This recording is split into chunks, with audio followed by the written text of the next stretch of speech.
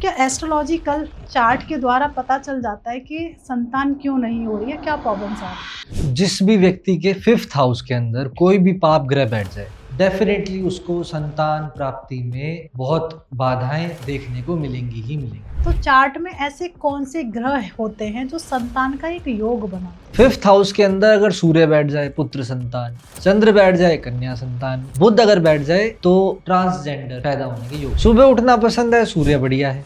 सुबह उठना पसंद नहीं है, सूर्य खराब है। बात बात पे मुंह बना लेते हो, चंद्रमा खराब है। बात बात पे खुश हो जाते हो, अच्छी अच्छी चीजें देखते हो, चंद्रमा बढ़िया है। बहुत एनर्जी के साथ रहते हो, मंगल बढ़िया है।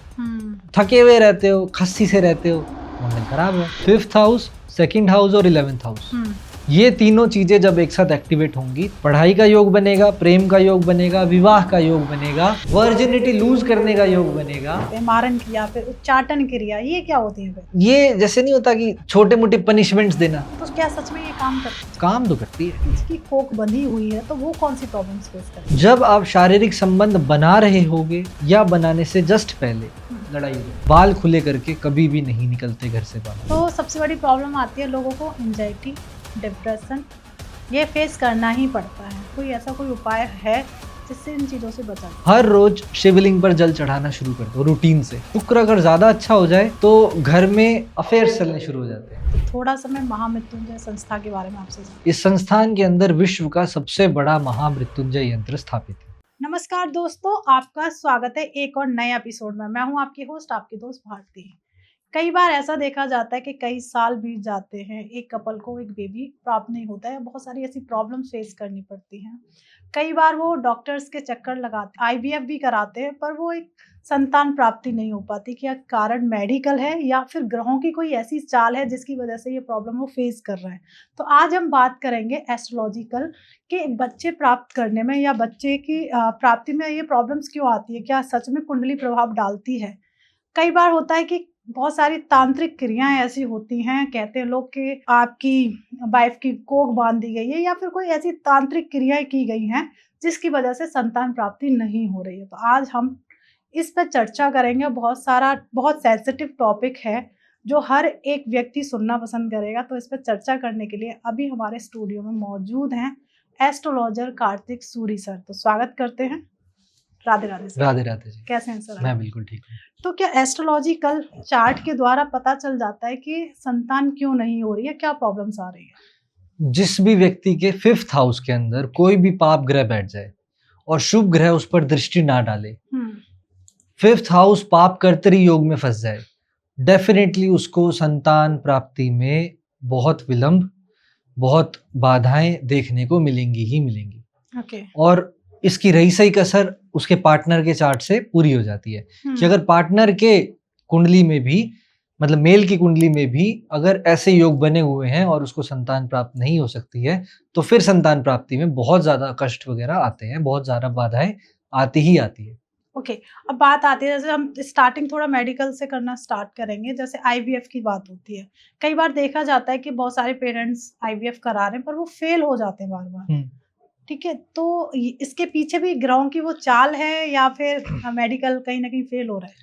नहीं, ऐसा कुछ नहीं है कि ग्रहों की चाल है। वो हो सकता है कि मेडिकल कंडीशंस कुछ इस तरीके की रही हो, कुछ कभी कभी बॉडी भी अडॉप्टिव नहीं होती है कई चीजों के लिए।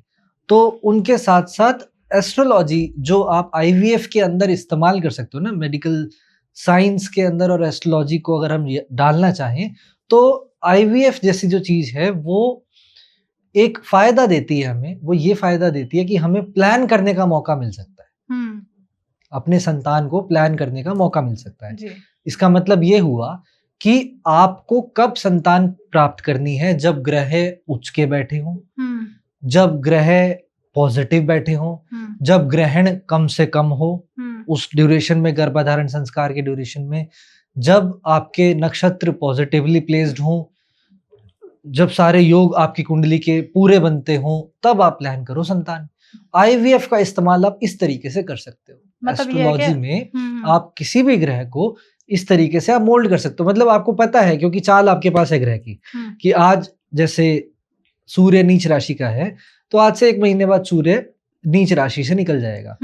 इस नीच राशि के दौरान जो भी बच्चा पैदा होगा उसका सूर्य डिस्टर्ब्ड होगा, जाहिर सी बात है। उसको मानसिक रोग होंगे, उसके पिता से नहीं बनेगी, उसको जरूरत से ज्यादा कष्ट होगा, उसको लीडरशिप क्वालिटीज वाले गुण उसके अंदर नहीं होंगे। और वहीं सूर्य उच्च का अगर आपको प्राप्त हो जाए संतान, तो उसके अंदर लीडरशिप क्वालिटीज होंगी, पिता से बहुत अच्छी बनेगी, रोब होगा, रुतबा होगा, राजा जैसी पर्सनैलिटी होगी। ये तो एक प्लैनेट का बताया मैंने, ऐसे सभी प्लैनेट्स के बारे में है। वो सभी प्लैनेटरी पोजीशंस चेक करके कि आपको बच्चा चाहिए सुंदर चाहिए, आपको बच्चा चाहिए क्रिएटिव चाहिए, आपको बच्चा चाहिए राजा जैसे रोब का चाहिए, इमोशनल चाहिए, संस्कारी चाहिए। संस्कार तो वैसे माता पिता पर ज्यादा डिपेंड करते हैं, बट उनकी सुने, आज्ञाकारी चाहिए, आपको संतान चाहिए, आपको मतलब बोल्ड पर्सनालिटी की IAS IPS टाइप बनाना है आपको उसको कुछ, तो आप वो सब चीजें प्लान कर सकते हो with the help of IVF as well as astrology. Okay, जैसे अभी आपने कहा कि हम इस तरीके से बेबी प्लान कर सकते हैं IVF के द्वारा, पर माता पिता की कुंडली है, हाँ, उसके अकॉर्डिंग जैसा वो चाह रहे हैं कि मेरा बच्चा इन फ्यूचर IAS PCS बने, हाँ, पर एक माँ बाप की कुंडली से भी तो पता चल जाता है कि इन फ्यूचर इनका बेबी किस तरीके का हो सकता है। बिल्कुल पता लग जाता है। ठीक है, तो हाँ, वो ये गलत वे में नहीं चला जाएगा कि वो चाह कुछ और रहे हैं और हम किसी और की प्लानिंग कर रहे हैं। देखो, सबसे पहले तो ये बात माता पिता से ही कंसल्ट करके ली जाएगी, राइट। ठीक है, पहली चीज। दूसरी चीज, जो मेजर प्लैनेट्स हैं उसके major planet Saturn, Rahu Ketu और जुपिटर, ये प्लैनेट्स वो हैं जिनका ड्यूरेशन सन के चारों तरफ घूमने का 12 साल या इससे ऊपर का है। राहु केतु का 18 साल है, शनि का 30 साल है, जुपिटर का 12 साल है जी। अब मुझे बेबी प्लान करना है अगले साल या उससे अगले साल या उससे अगले साल, मतलब 3 साल की विंडो है मेरे पास, राइट, ठीक है। अब 3 साल की विंडो है तो मैं छोटे छोटे जो प्लैनेट्स है, बुध है, चंद्रमा है, सूर्य है, सूर्य की हर महीने की चाल होती है जी। चंद्रमा की 2.25 दिन की चाल होती है कि वो एक राशि में 2.25 दिन रुकेगा, ऐसे ही 27 दिन में वो साइकिल पूरी करता है जी। सन की 30 1 साल की चाल होती है, 1 महीना वो एक राशि में रहता है। बुध भी ऑलमोस्ट 40 दिन ऐसे रहता है, शुक्र भी 40-50 दिन इस तरीके से रहता है, मंगल भी इसी तरीके से रहता है। अब ये प्लैनेट्स तो मेरे पास आ सकते हैं कि मैंने मार्च में प्लान करना है, जून में प्लान करना है, दिसंबर में प्लान करना है, ठीक है। बट मेजर प्लैनेट्स जो हैं जिनकी 1 साल से ऊपर की चाल है, जैसे राहु केतु, शनि, जुपिटर 1 साल, अब इनकी चाल तो मेरे को छोटी विंडो मिलेगी ना, राइट, भाग्य वहां से काम कर जाएगा। ओके। अब राहु केतु, अब जैसे जुपिटर है, जुपिटर आज चल रहा है उच्च का, 0 डिग्री का है, अब अगले साल इसी समय तक वो उच्च का रहेगा, ठीक है। इसके बाद सिंह में चला जाएगा, उसके बाद कन्या में चला जाएगा। अब जो संतान इस वर्ष पैदा हुई है वो कंपैरेटिव टू सिंह, कंपैरेटिव टू कन्या ज्यादा धार्मिक होगी, ज्यादा दयावान होगी, ज्यादा स्पिरिचुअल होगी, ज्यादा प्रोस्पेरिटी वाली हो सकती है। ये सब कंडीशंस है, उसमें हमें प्लान करना होता है संतान कि आप कब प्लान कर सकते हो। ओके। इसमें मेजर प्लैनेट्स आपने कंट्रोल में कर लिए, माइनर प्लैनेट्स आप कंट्रोल कर सकते हो। कैसे? कि आप इस मंथ में प्लान कर लो कि आज से 9 महीने बाद में ये चीज हो सकती है कि आपका मई के अंदर अगर बच्चा पैदा होता है कि 9-10 मई के आसपास, तो आपका जो सूर्य है वो उच्च का होगा। पर यहाँ पर चंद्रमा फिर पकड़ में नहीं आता, क्योंकि चंद्रमा की तो 2.25 दिन का अब चंद्रमा के लिए और हमें स्पेसिफिक जाना पड़ता है कि आप तारीख चुन रहे हो तो इस तारीख से लेकर इस तारीख तक 2-3 दिन का टाइम आएगा। उसके बाद एक और जगह पर मात खाई जा सकती है, वो है टाइम, कि किस समय। दिन भी डिसाइड कर लिया कि 8 मई को बच्चा पैदा होगा, सूर्य उच्च का होगा। इसका क्या हो अगर वो सूर्य अष्टम भाव में चला जाए तो, क्या हो सूर्य लगन के अंदर राहु आ जाए तो जी। ये भी तो पॉसिबिलिटी है ना कि नेचर से आप नहीं लड़ सकते, बट उसके लिए भी ऑपरेशंस आजकल अवेलेबल है कि आप टाइम बता दो डॉक्टर को कि जी मुझे 9:30 बजे संतान चाहिए, 9:30 बजे ले लो। पर हर बार पॉसिबल नहीं होता ना, क्योंकि नेचर, हाँ, वो प्रकृति के साथ आप खिलवाड़ नहीं कर सकते, वो बिल्कुल ठीक बात है। बट धीरे धीरे विज्ञान और तरक्की पे आ जाएगा। आज से 50 साल पहले IVF के बारे में कोई सोच भी नहीं सकता था कि मुझे कब बच्चा प्लान करना है तो मैं ऐसे करूं। उसके लिए बकायदा पूरी कैलकुलेशन होती थी, राइट, कि कब कौन सा ग्रह रश्मियां हैं, वो ये एस्ट्रोलॉजिकल कैलकुलेशन अब आप IVF के थ्रू और ज्यादा इजीली कर सकते हो। ओके, जैसे अभी आपने एक बात कही, थोड़ा सा डिफरेंट मैं आपसे ये क्वेश्चन करना चाहती हूँ। कहते हैं कि जो हमारा एस्ट्रोलॉजिकल जो चार्ट बनता है वो हमारे कर्मों के आधार पे बनता है जी, ठीक है। पर हम पहले से ही एक बेबी को प्लान कर रहे हैं प्रॉपर, स्टार्टिंग से लेके मंथ भी हमने काउंट किया, ईयर भी काउंट किया, डे भी किया, टाइम भी किया, ठीक है। तो कहीं ना कहीं हम प्रगति के साथ खिलवाड़ तो कर ही रहे हैं, जो उसके कर्मों को भी हम क्या इस तरीके से बदल सकते हैं? नहीं, मैं बताता हूँ आपको। जी। ऐसा तो है नहीं कि आपके जो आपने संतान प्लान करी है वो आपके बुद्धि के अनुसार सामाजिक दृष्टिकोण से, आध्यात्मिक दृष्टिकोण से एक आत्मा, जीवात्मा आपके गर्भ में आएगी और वो जन्म ले लेगी पृथ्वी पर। तो ये तो आपने एक बायोलॉजिकल हैक निकाल लिया ना। ये तो आपने टेक्नोलॉजी का और स्पिरिचुअल साइंस को कंबाइन करके एक प्रोडक्ट निकाल दिया। अब जैसे हम पानी पीते हैं, पानी पहले हम नदी में जाके पी लिया करते थे, आजकल पैक्ड बिस्लेरी बॉटल्स आ रही हैं। राइट। तो वो क्या प्रकृति के साथ खिलवाड़ कर दिया हमने, अपग्रेड कर लिया खुद को। पहले सब्जियां हुआ करती थी, पहले की सब्जियां आज से 100 साल, ज्यादा पहले की नहीं, सिर्फ 100 साल पहले की सब्जियां देख लो और आज की सब्जियां देख लो, जमीन आसमान का फर्क है। केले में बीज होते हैं, जो ओरिजिनल जंगली केला होता है उसके अंदर बीज होते हैं, पर आज हम बाजार से केला लेकर आते हैं उसमें बीज होते हैं? नहीं, हमने हाइब्रिड कर दी चीजें, तो वो प्रकृति के साथ खिलवाड़ कर दिया। जो गाय 2 लीटर दूध दिया करती थी वो आज के समय पर 20 लीटर दूध देती है। प्रकृति के साथ खिलवाड़ हो गया, थोड़ा चेंज किया, वो हाइब्रिड किया ना चीजों को। वैसे ह्यूमंस क्यों नहीं हो सकते हाइब्रिड? और ऐसे हो रहे हैं, स्पर्म्स बैंक खुले हुए हैं जिसके अंदर एक योग्य उच्चतम क्वालिटी का स्पर्म आपको मिल रहा है और वो आप IVF के थ्रू करवा सकते हैं, वो बिक रहे हैं, वो बिजनेस बन चुका है ऑलरेडी। राइट, वो चीज है। बट उससे भी ज्यादा अच्छा है कि आप अपने ही अंदर चेंजेस लेकर आओ, अपने संस्कारों को मजबूत करो, बलिष्ठ बनो, ताकि वो आपको भी फायदा करे, वो आपको भी लाभ करे, और फिर आप जो आने वाली संतान है उसकी कामना करो, बट कैलकुलेटिव तरीके से, ताकि जो बेफालतू के दोष कुंडलियों के अंदर बन जाते हैं हमारी मूर्ता के तहत वो कट जाए, वो ना बने, उससे उस संतान के जीवन में असरलता आएगी। तो ये तो हम बल्कि उसको एक वरदान दे हमारे ज्ञान का। हो सकता है उसके जो कर्म है कहीं ना कहीं उनको हम काट भी तो रहे हैं, क्योंकि हो सकता है वो बहुत सारे दोष लेके आए। वो देखो क्या होता है, नेचर अपने हिसाब से चल जाती है। कर्म काटने होंगे तो अनंत अंबानी भी बहुत मोटा हो जाएगा, ठीक है, वो 6 पैक्स एब्स नहीं लाएगा, और फिर उसको उससे ठीक करना होगा तो पतला भी हो जाएगा। समझ गए? मतलब सिंपल सा है कि कर्म तो कटेंगे ही कटेंगे, कैसे भी काट लो, काट नहीं पड़ेंगे, चाहे एस्ट्रोलॉजिकल चार्ट को कितना भी। हाँ, बट ये है कि आपको कहाँ काटने अपने कर्म, वो सिलेक्ट कर सकते हो। आपको झुग्गी झोपड़ी में काटने हैं, एवरेज घर में काटने हैं, या अंबानी के घर में काटने हैं, अंबानी जैसे घर में काटने हैं ठीक है, वो आप अपने एस्ट्रोलॉजिकल चार्ट से फायदा उठा सकते हो उस चीज का। पर कर्म काटने पड़ेंगे। ठीक है, मतलब ये एक सिंपल सा है कि आप कितना भी कैलकुलेट कर लो, पर आपके कर्मों में जो लिखा हुआ है हाँ, वो आपको मिलेगा, काटना पड़ेगा, बिल्कुल। ठीक है, तो ऐसे ही हम एस्ट्रोलॉजी पे वापस आ जाते हैं, चार्ट पे। तो चार्ट में ऐसे कौन से ग्रह होते हैं जो संतान का एक योग बनाते हैं? 5th हाउस के अंदर अगर सूर्य बैठ जाए पुत्र संतान, चंद्र बैठ जाए कन्या संतान, मंगल बैठ जाए पुत्र संतान, बुध बैठ जाए, अगर अकेला बैठा है, ये काफी रिस्की बात बोल रहा हूं मैं, बुध अगर बैठ जाए तो ट्रांसजेंडर पैदा होने के योग बनते हैं। ओके, ठीक है, अगर बुध बैठ जाए तो। इसके साथ और भी कैलकुलेशंस मायने रखी जाती हैं, बट ये मेजर है। ये मैं ओवरऑल दे रहा हूँ, जरूरी नहीं है कि ये 100% सही हो।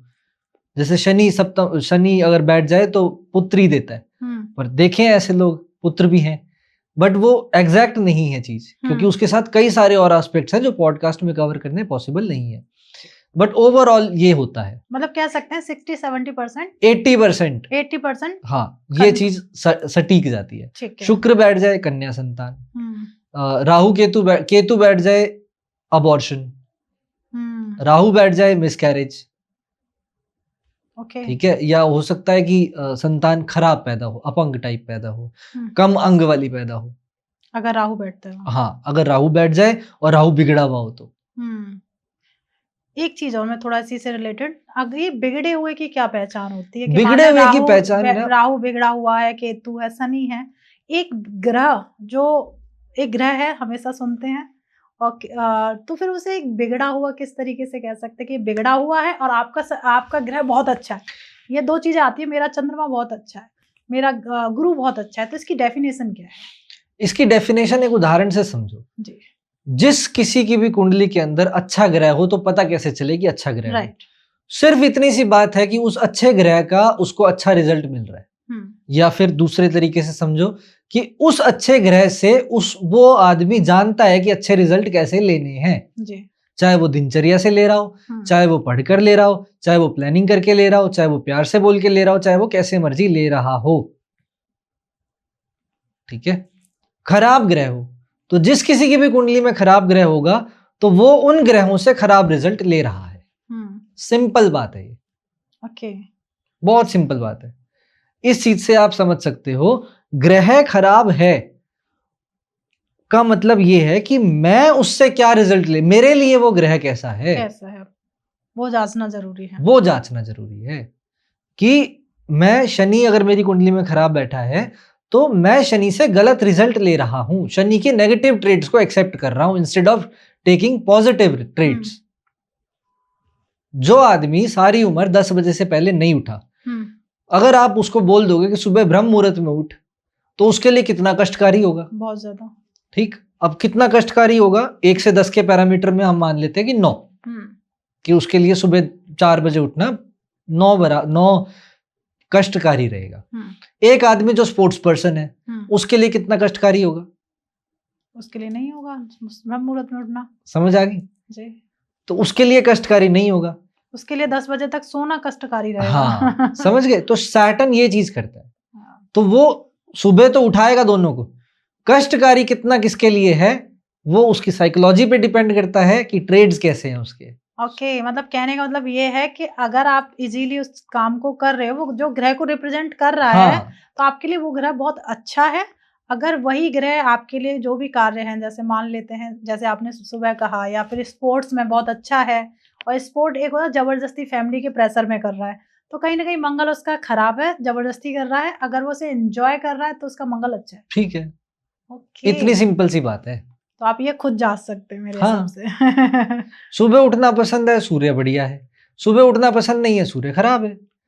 बात बात पे मुंह बना लेते हो, चंद्रमा खराब है। बात बात पे खुश हो जाते हो, अच्छी अच्छी चीजें देखते हो, चंद्रमा बढ़िया है। बहुत एनर्जी के साथ रहते हो, मंगल बढ़िया है। थके हुए रहते हो, खस्सी से रहते हो, मंगल खराब है। बहुत दिमाग चला लेते हो, दूसरों को अच्छी एडवाइस देते हो, बुद्धिमान हो, बुध अच्छा है। चतुराई करते हो, चालाकपना करते हो, बुध खराब है। गुरु अच्छा कैसे पता लगे? गुरु अच्छा होता है उसका जो पढ़ता है, जो अच्छी इंटेलेक्चुअल चीजें देखता है, तो गुरु अच्छा है।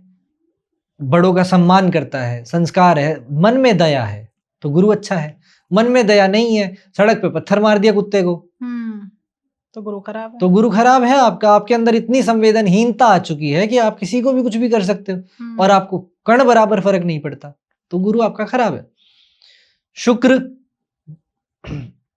बढ़िया परफ्यूम, नहा धोकर साबुन से नहाते हो, अच्छे प्रेस करे हुए कपड़े पसंद है, तो शुक्र बढ़िया है। दे दे भाई कुछ भी पहन लूंगा, शुक्र खराब है। एक स्टैंडर्ड हो ना व्यक्ति का। शनि आलस करते हो हर एक काम में, अच्छा अभी तो टाइम पड़ा है ना, कर लूंगा मैं, शनि खराब है। टाइम पड़ा है, उसके अलावा और भी बहुत काम है मेरे को, चल कर लेता हूँ, शनि बढ़िया है। राहु केतु, मुझे आज ये करना है, ये करना है, ये करना है, ये करना है, राहु बढ़िया है। मुझे आज क्या करना है वो कर लेता हूँ, नहीं नहीं ये कर लेता हूँ, कंफ्यूजन। राहु खराब है। केतु, चलो चलो सब मिलके चलते हैं, केतु बढ़िया है। नहीं अकेला रहना पसंद है, केतु खराब है। इतना सरल तरीका है। और आज आपने सही बोला, और मुझे लगता है मेरी ऑडियंस को ये चीज समझ में आ गई होगी कि वो अपने आप ही बिना कुंडली देखे भी पता कर सकते हैं कि मेरा ग्रह कौन सा अच्छा है और कौन सा खराब। बिल्कुल ऐसी मतलब एस्ट्रोलॉजिकल ही आता है कि आपकी जो जन्म कुंडली होती है उसमें संतान योग बनता है। जैसे आपने पंचम भाव के लिए बता दिया कि पंचम भाव से कनेक्ट होता है, ऐसे ही संतान बाधा योग भी बनता है। तो वो किस तरीके से देखा जाता है? वो भी 5th हाउस से ही हम कंसीडर करते हैं। ठीक है, 5th हाउस, 2nd हाउस और 11th हाउस, ये तीनों चीजें जब एक साथ एक्टिवेट होंगी तब आपकी कुंडली में निश्चित रूप से प्रेम का योग बनेगा। उम्र के हिसाब से है, पढ़ाई का योग बनेगा, प्रेम का योग बनेगा, विवाह का योग बनेगा, वर्जिनिटी लूज करने का योग बनेगा, और संतान का योग बनेगा। ओके। ये सभी योग इसी जगह से बनते हैं। ठीक है, अब उम्र आ गई कि भाई अब संतान का योग का टाइम आ गया। अब उस जगह पर गोचर में आपके 5th हाउस में अगर कोई पाप ग्रह आ जाए, उस साल संतान मत करना, बिल्कुल मत करना। कुंडली में गुरु नीच का हो जाए, संतान मत करना, 1 साल डिले कर दो। ठीक है, एस्ट्रोलॉजर यहाँ पर इंपॉर्टेंस रोल प्ले करता है। शनि बहुत खराब चल रहा है, तो फिर मत करो, जब तक टाल सकते हो टालो, फिर कर लेना। अब कुंडली के अंदर हमें पता लग गया भाई ये गड़बड़ आ गई है, तो कुंडली में ऐसे ग्रहों के योग भी बनते हैं कि राहु केतु पंचम से दृष्टि संबंध में हो, बहुत सारे पाप ग्रह बैठ गए। ठीक है, और पाप कर्तरी योग मतलब 4th हाउस में और आपके 6th हाउस में दोनों जगह पाप ग्रह बैठ गए, या कोई क्रूर ग्रह दृष्टि डाल रहा हो, या उग्र मंगल या नीच राशि का मंगल बैठ गया, या 5th हाउस के अंदर कोई भी ग्रह नीच का हो गया हो, तो फिर बाधाएं देनी शुरू कर देते हैं। ओके। ये सब के सब इंडिकेशंस हैं खराब संतान पर पैदा होने की। खराब इन द सेंस या तो जिद्दी हो जाएगा, या बात नहीं मानेगा, या बदतमीज हो जाएगा, या आपकी सुनना बंद कर देगा, या शारीरिक कष्ट कोई हो सकता है, या बस दुख देने ही के लिए पैदा हुआ है, बोझ पैदा हुआ है। ऐसी ऐसी चीजें आपको जरूर सुनने को मिली होगी जो ऐसे ही कैलकुलेट करी जाती। मतलब ये तो सुनने को मिलता है कि इसकी संतान बहुत बिगड़ी हुई है। ठीक है, ऐसे ही मान लेते हैं शादी के कई साल बीत चुके हैं और कोई बेबी नहीं हो रहा है, और एस्ट्रोलॉजिकल उन्होंने कई लोगों को देखा है चार्ट एकदम ठीक है, तो मेडिकल भी ठीक है, तो क्या प्रॉब्लम वो फेस करते हैं उनके बेबी नहीं आता है। एस्ट्रोलॉजिकल योग भी बहुत अच्छे चल रहे हैं और मेडिकल में कोई भी प्रॉब्लम्स फेस हो ही नहीं रही है कि इसको ये प्रॉब्लम इस वजह से बेबी नहीं हो रहा है, तो उस दौरान क्या ऐसी प्रॉब्लम्स है कि बच्चा नहीं हो रहा है। सबसे बड़ी ये जो आपका प्रश्न है ना, ये वाला क्वेश्चन अक्सर वो लोग पूछते हैं जिनका गोचर 5th हाउस से चल रहा हो राहु का। ओके। राहु का गोचर का मतलब होता है ऐसे भ्रम हो जाना कि कोख बांध दी। राहु का 5th हाउस से गोचर का मतलब होता है ऐसे भ्रम हो जाना कि यार समझ ही नहीं आ रहा क्या प्रॉब्लम है, सब कुछ करा के देख लिया, नहीं चल रही बात, नहीं बन रही बात। फिर उसे क्या करना चाहिए उस दौरान? उसको पेशेंस रखना चाहिए, या फिर अपने राहु का इलाज करे। अब मैं आपको ऐसी रेमेडी बता रहा हूं जिससे कि 3 महीने में कोई भी मेडिकल प्रॉब्लम हो, यही ना हो कि भाई है ही नहीं ओवरीज वगैरह या कोई भी प्रॉब्लम हो, मतलब जो बच्चे को कैरी नहीं कर सकती वो हाँ, चीज वैसी कोई भी प्रॉब्लम ना हो। ठीक है, बट मेडिकली सब ठीक रहे, वो रेमेडी बता रहा हूं जिससे ये सब चीजें 3 महीने में सॉल्व हो जाएंगी। 2 उपाय बता रहा हूं। हर रोज गन्ने का जूस पीना शुरू करो, 1 दाना चूने का डालकर। चूना जो वो आता है पान के अंदर जो डलता हाँ, है, वो 1 दाना चूने का गन्ने के जूस में डालकर सुबह सुबह खाली पेट पीना शुरू करो। ठीक है, खाली पेट नहीं पी सकते, नहीं मिल रहा सुबह सुबह, दिन में कभी भी पी लो, हस्बैंड वाइफ दोनों। ठीक है, सिर्फ 3 महीने। कोई भी प्रॉब्लम हो, हस्बैंड को सेक्सुअली कोई भी प्रॉब्लम हो, फीमेल को कोई भी प्रॉब्लम हो, कैसी भी प्रॉब्लम, खत्म। ठीक है, खत्म हो जाएगी। दूसरा ये आयुर्वेद का भी उपाय है और ये मंगल का भी उपाय है। दूसरा मंगल का उपाय है पान चूने वाला मीठा गुलकंद का खाना शुरू कर दो 3 महीने तक, दोनों हस्बैंड वाइफ दोनों। बस सारे चक्कर बच जाएंगे आईवीएफ सेंटर्स के। क्या बात है, मतलब इससे आसान रेमेडी तो नहीं हो सकती। इससे आसान नहीं हो सकती। अब 3 महीने नहीं खा सकते तो मेरे पास आज मैं खिला दूंगा। नहीं, सबसे अच्छी बात तो ये है ना कि पान खाने के लिए मिल रहा है, और क्या चाहिए। ठीक है, सिर्फ ये रेमेडी कर लो और 100% लिखवा लो, ये उपाय कर लो दोनों 3 महीने तक, दोनों हस्बैंड वाइफ, कोई भी समस्या हो खत्म हो जाएगी।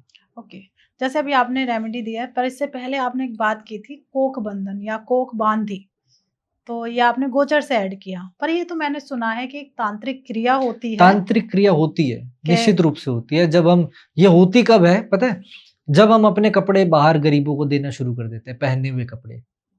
अच्छा, अगर हम वो धुले हुए दो तो नहीं होता क्यों है? देने हैं, फेंक दो उन कपड़ों को काट के। ओके, अपने पहने हुए कपड़े किसी को नहीं किसी को नहीं देने चाहिए। और अगर मजबूरी ही हो जाए कि देने ही देने हैं, तो नमक के पानी में धोकर देना शुरू करो। ओके। जो भी लोग अपने पहने हुए कपड़े देते हैं गरीबों को, इस मंशा से, अपने काम वालियों को इस मंशा से देते हैं कि यार पहन लेगा, दान कर रहा हूँ, 80% बेड़ा गर्क कर रहे हैं अपना। 80% लोग देते हाँ, होंगे। बेड़ा गर्क कर रहे हैं अपना। ऐसी नेगेटिविटी छाएगी ना दिमाग में और सारे जीवन में, कुछ कहने का हिसाब नहीं होगा। और सबसे ज्यादा तंत्र प्रयोग यहीं से शुरू होते हैं। ओके, कपड़ों अगर से। तंत्र की बात ही करनी है तो सबसे ज्यादा तंत्र प्रयोग यहीं से ही शुरू होते हैं। सबसे पहले तो हम इसी पे आना ही चाहती हूँ मैं। तो आपके लिए, जैसे लोग कहते हैं ब्लैक मैजिक होता है, गलत कामों के लिए तंत्र किया जाता है, कार्तिक सर के लिए तंत्र क्या है? तंत्र की डेफिनेशन क्या है? जो तन से तार दे, जो तन से आपको बाहर ले जाए, वो तंत्र है। तंत्र इस संसार का वो महत्वपूर्ण ज्ञान है जो भारत में ही खोज हुई है, फिलॉसफी हुई है इस पर पूरी की पूरी।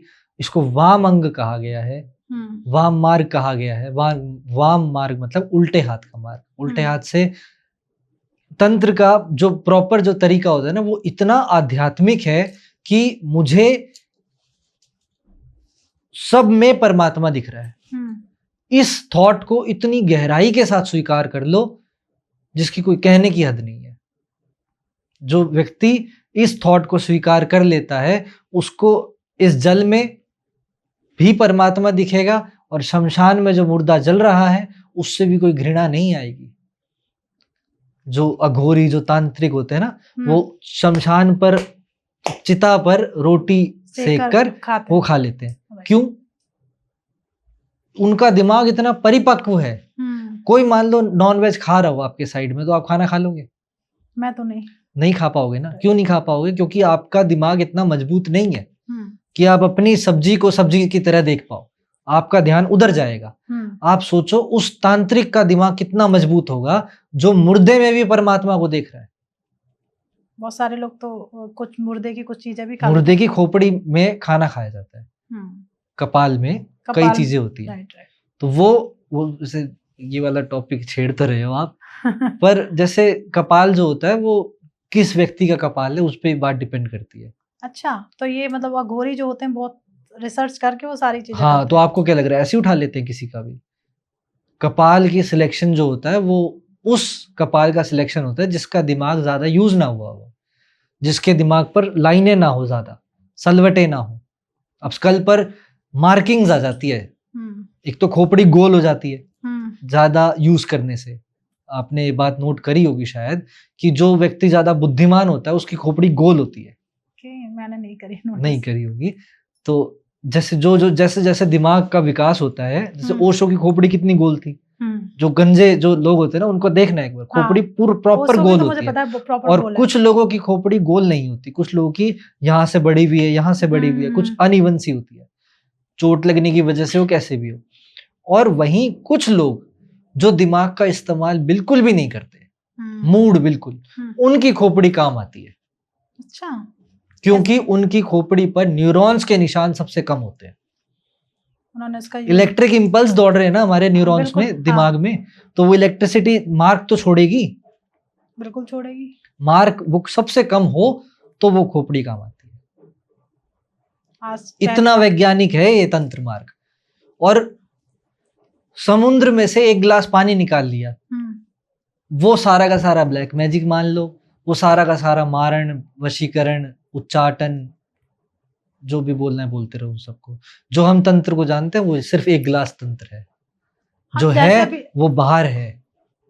जैसे अभी आपने बताया कहीं ना कहीं तंत्र को लेके सीधे सीधे भगवान के साथ आपने जोड़ दिया कि हम भगवान के साथ, भगवान का डायरेक्ट संपर्क है और हम लोगों से ज्यादा करीब के लोग हैं वो, है ना। पर जो लोग हैं, अगर मैं तंत्र की एक डेफिनेशन या पहचान आप बहुत सारे लोगों को आप भी मिले हो, ऐसा नहीं कि मैं ही हूँ, उनकी जो एक धारणा और जो एक सोचने की क्षमता है कि तंत्र तो गलत है, अरे ये तो तांत्रिक है, इसे तो घर में ही नहीं बिठाना चाहिए। ये सुनने के लिए आपने भी सुना होगा, एक तांत्रिक से कोई काम नहीं कराना चाहिए, नहीं तो घर का बेड़ा गर्क हो जाता है। इस तरीके की धारणाएं हमेशा सुनने के लिए आती हैं। जब इतना पवित्र है और कहते हैं शिव जी के द्वारा ये प्राप्त हुआ तंत्र, तो इतनी नेगेटिव धारणाएं क्यों है तंत्र को लेकर? हम सुन लेते हैं, हम समझते नहीं है, हम रिसर्च नहीं करते उस पर, कभी भी नहीं करते।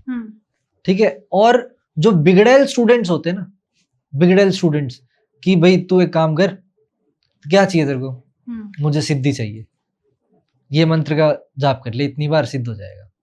ठीक है, चला गया, कर लिया, अब बस हो गया मेरे तो काम। अब मेरे काम करने शुरू कर गया, मैंने कुछ 8-10 प्रक्रियाएं सीख ली, वशीकरण की, सम्मोहन की, उच्चाटन की, और मैं फिर चलता हूँ अपने काम करने। मारण की सीख ली, अब वो चीजें सीख ली मैंने, तो अब मैं दूसरों के काम करने शुरू कर दिए। फिर क्या होता है कि इस फील्ड में थोड़ा पैसा कम है। ठीक, तंत्र कौन सीखेगा? IITN तो सीखेगा नहीं, बिल्कुल नहीं। कौन सीखेगा? गांव का कोई आदमी, क्योंकि या जिसको respect नहीं परमात्मा है। को प्राप्त करना हो वो सीखेगा। अब कोई IITN जैसा व्यक्ति सीखेगा नहीं, IITN नहीं सीख रहा तो भाई पैसों से तो जाहिर सी बात है लोअर क्लास का आदमी होगा, अब उसको पैसे चाहिए। ठीक है, क्योंकि जरूरी नहीं है कि हर तांत्रिक बहुत आध्यात्मिक भी हो, पर ये जरूरी है कि हर आध्यात्मिक तंत्र से बड़ा होता है, हर आध्यात्मिक व्यक्ति तंत्र से बहुत बड़ा होता है। और तंत्र सिर्फ एक मार्ग है आध्यात्म को प्राप्त करने का, जैसे बहुत सारे अलग अलग मार्ग हैं।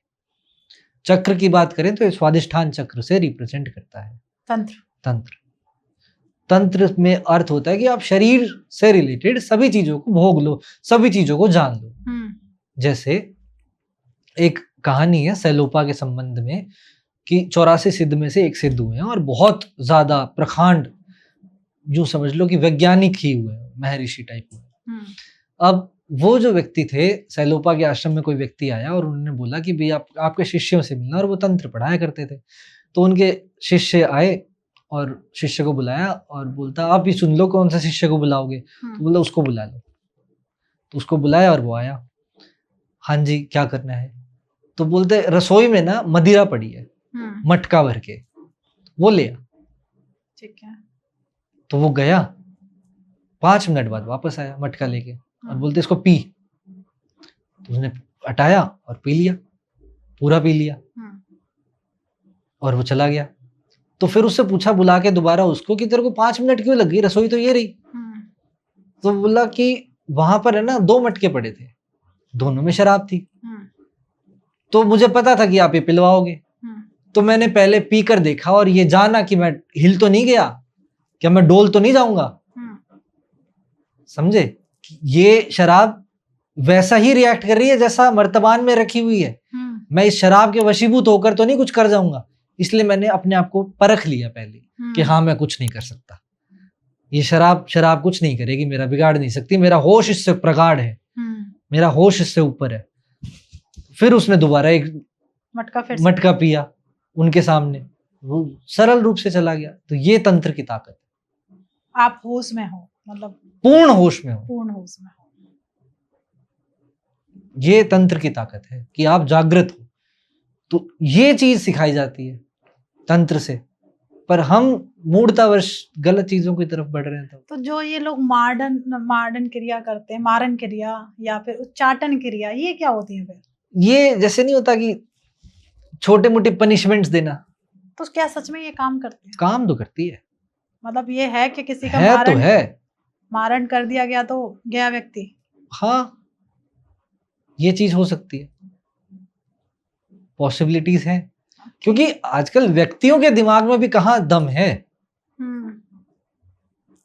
व्यक्तियों के दिमाग में भी कहाँ दम। एक आर्कियोलॉजिस्ट थे, वो अपने मतलब आर्कियोलॉजिस्ट के जीवन क्या होता है कि वो एक जगह पर टिकते नहीं है, वो अलग अलग जगहों पर रिसर्च करते रहते हैं। ठीक है, अलग अलग जगहों को एक्सप्लोर करते हैं।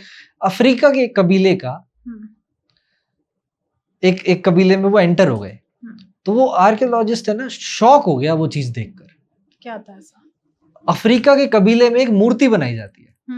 मूर्ति कैसी, जरूरी नहीं है कि मूर्ति, अब ये मैं बहुत ही मतलब एक वैसी बात बता रहा हूँ जो गोपनीय बात है। अब मूर्ति शक्ल एग्जैक्ट उस व्यक्ति से मैच हो ऐसा नहीं, मूर्ति बनाते समय मुझे भाव उस व्यक्ति का आए, जिसके लिए मैं वो कर रहा हूँ, जिसको मैं उस मूर्ति में प्राण प्रतिष्ठा करना चाह रहा हूँ, जिसकी फॉर एग्जाम्पल कि मेरी मूर्ति किसी ने बना ली, ठीक है, अब मूर्ति वो बन गई, उसके बाद में उससे बात करे, उससे संबंध स्थापित करे। ठीक है, 1 महीने के लगभग ये प्रोसीजर चलता था। वो आर्कियोलॉजिस्ट उस अफ्रीका के कबीले में 2.5 साल रहा और पूरे 2.5 साल ये चीज सोचता रहा कि ऐसी भी कोई चीज हो सकती है। फिर उस अफ्रीका के कबीले में किसी व्यक्ति को बीमार करना होता था ना, तो उसकी मूर्ति बना के उसको बोल दिया करते थे कि ये तेरे को ये बीमारी है। मतलब इतना पावरफुल। हाँ, उसमें बोल दिया करते थे कि तेरे को ये बीमारी है और वो व्यक्ति बीमार हो जाया करता था। ये चीज अफ्रीका में है। इंडिया में होती तो हाँ तंत्र है, वो वहां पर है कबीलों में। अलग अलग जगह पर ये सब चीजें चलती आई है। किसी को स्वस्थ भी किया जा सकता है ऐसे, मतलब पॉजिटिव वे में भी उसका हाँ, यूज किया यूज कर लो ना, आप एआई है, यूज कर लो। अब बात आती है वशीकरण की, और इतने सारे वीडियो मेरी भी वायरल है वशीकरण को लेके।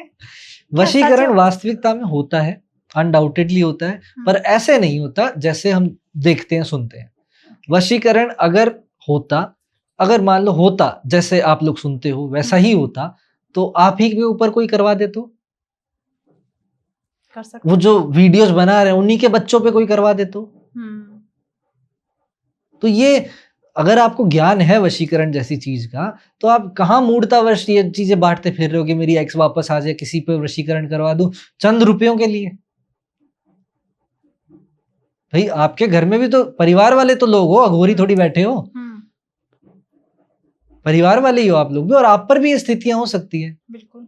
तो फिर ये चीजें सोचनी क्यों, ये चीजें कहनी क्यों? कोई एक्स वगैरह वापस नहीं आती। ऐसे केस मेरे पास रोज आते हैं। वो कोई बोलता है मैंने 30,000 खराब कर दिए, कोई बोलता है 50,000 खराब कर दिए। रोज मेरे पास आते हैं। एक्स वगैरह वापस नहीं आती है किसी भी तरह के वशीकरण से। ओके, अगर मैं मान लेते हैं जो वशीकरण है वास्तविकता में वो ये होता है कि आप खुद का वशीकरण कर पाओ। खुद पर वश है नहीं, अब खुद पर वश नहीं है तो फिर दूसरों पे ही कब्जा जमाओगे। खुद पर वश का मतलब होता है काम पर वश है, क्रोध पर वश है, लोभ पर वश है, मोह पर वश है। किस पर वश है आपका? अपने दिल की धड़कन पर वश है, अपने तापमान पर वश है। उबासी आए तो उबासी रोक सकते हो, आंख बिना झपकाए रह सकते हो, खुद चाहकर भी सो सकते हो, खुद चाहकर उठ सकते हो। क्या कर सकते हो आप? कुछ नहीं। भूख ना लगे तो खा सकते हो, भूख लगी हुई है तो नहीं खा सकते। क्या है? सांस रोक सकते हो। किस चीज पर वश है आपका? किसी पर भी नहीं। तंत्र में खुद पर वश दिया जाता है, और ये फिर डिफाइन करता है आज्ञा चक्र को। कि पहली बार व्यक्ति आज्ञा देनी शुरू करता है, आज्ञा माननी शुरू करता है। कृष्ण सारथी बने हुए हैं कई घोड़ों के, अर्जुन पीछे है। टेक्निकली सोचने वाली बात है कि यार कृष्ण भगवान है और वो सारथी है। कृष्ण आत्मा है, कृष्ण होश है, कृष्ण कॉन्शियसनेस है। उसी के हाथ में अपनी काम वासनाओं के, अपने इंद्रियों के घोड़े पकड़ाओ और फिर देखो क्या चलता है अर्जुन बन के। ये रिप्रेजेंटेशन है उस फिगर का। तो तंत्र हमें ये सब सिखाता है। ये है वास्तविक मूल स्वरूप तंत्र का। जो बदनाम हो रखे हैं या बदनाम कर रखा है वो कर रखा है, बट वो गलत है, जेन्युइन गलत है। कि एक इतनी पाक, इतनी होलिस्टिक अप्रोच, इतनी डिफरेंट वे ऑफ लाइफ को आपने इतना नीचे तले पर गिरा रखा है, इतने नीचे के स्तर पर गिरा रखा है कि कुछ लाइक्स के लिए, कुछ व्यूज के लिए, कुछ पैसों के लिए आप इस परम ज्ञान को ऐसा दूषित करोगे। पर ये चीज दूषित तो है। हाँ, वही मैं कह रहा हूँ आपको। तो एक चीज और, जैसे अभी आपने बताया कि तंत्र को बहुत अच्छी तरीके से, और मैं भी उसी नजरिए से तंत्र को देखती हूँ, और इसलिए मैं शायद तंत्र पे बहुत सारे पॉडकास्ट करती हूँ, मुझे एक सही आंसर मिल जाए। अब बात आती है कि तंत्र से रिलेटेड ही कहते हैं कि करड़ पिशाचनी होती है, डंकनी होती है, मतलब डाकनी, और आप डेढ़ फुटिया, बहुत सारे नाम लिए जाते हैं तंत्र से रिलेटेड। क्या ये सच में होते हैं? इनको सच में इनकी साधना करके क्या ये आपके पास आके आपकी सारी प्रॉब्लम्स को सॉल्व कर सकते हैं? इनकी वजह से कितनी प्रॉब्लम्स होते हैं नहीं पता। कर्ण पिशाच ने सिद्ध किया हुआ व्यक्ति सड़कर मरता है। ये बताइए आपको बात किसी ने? नहीं। बस ये बता दिया कर्ण पिशाचनी सिद्ध हो जाए तो फिर आपके कान में वो चीजें बतानी शुरू कर देगी। हाँ, मतलब उसका क्या, आप उसके साथ फिजिकल रिलेशंस बना सकते हैं। लोग कम पड़ गए, अब ये चीजें चाहिए तुम्हें? मतलब यही सारे पॉइंट्स मैं कह तो रहा हूं आपको। वो चीजें होती हैं, उनका पूरा एक अलग डिपार्टमेंट है, पूरी एक अलग साइंस है उन चीजों की, वो चीजें होती हैं। बट एक आम आदमी को, जिसको गृहस्थी बसानी हो, जिसको जीवन व्यापन करना हो, जिसको संसार चलाना हो, उसको ये सब चीजें नहीं पढ़ना चाहिए, भूल के भी नहीं पढ़ना चाहिए, और इन सब चीजों से जितना हो सके दूर भागना चाहिए। नहीं भागोगे, ऐसी जगह फंसोगे जाके जहां कुछ नहीं होगा, पानी देने वाला कोई आदमी नहीं होता। तंत्र में फंस गए, मतलब इन चीजों में अगर फंस गए तो साधना में। तो जैसे लोगों को कहते हैं कर्ण प्रसादनी, जो लोग सिद्ध करते हैं अपने बहुत सारे सड़ कर कीड़े जो पड़ते हैं ना, उन्हीं लोगों के पड़ते हैं, कीड़े लग कर मरते हैं ऐसे लोग। तो ये लोग क्यों इस चीज के पीछे पड़े हैं? क्षणिक लोभ के कारण। मैं क्या तो रहा हूं, आज्ञा चक्र खुलने के बाद में बहुत सारी चीजें के सिद्ध आप हो जाते हो। अब मुझे मान लो कि कर्ण पिशाचनी सिद्ध है, आप मेरे पास आए कि मुझे मेरे बारे में बताओ, वो बता दिया, भाई आपकी शादी हो चुकी है, आप ऐसे ऐसे पर्सन हो, 2 बच्चे हैं, ये है वो है, फलाना दिखना, सब बता दिया। आप तो मेरे चरणों पे हो अब। बिल्कुल ठीक। अब आप चरणों पे हो मेरे, तो ऐसे मेरे को रस आने लगेगा, उसको बोलते हैं पद मद।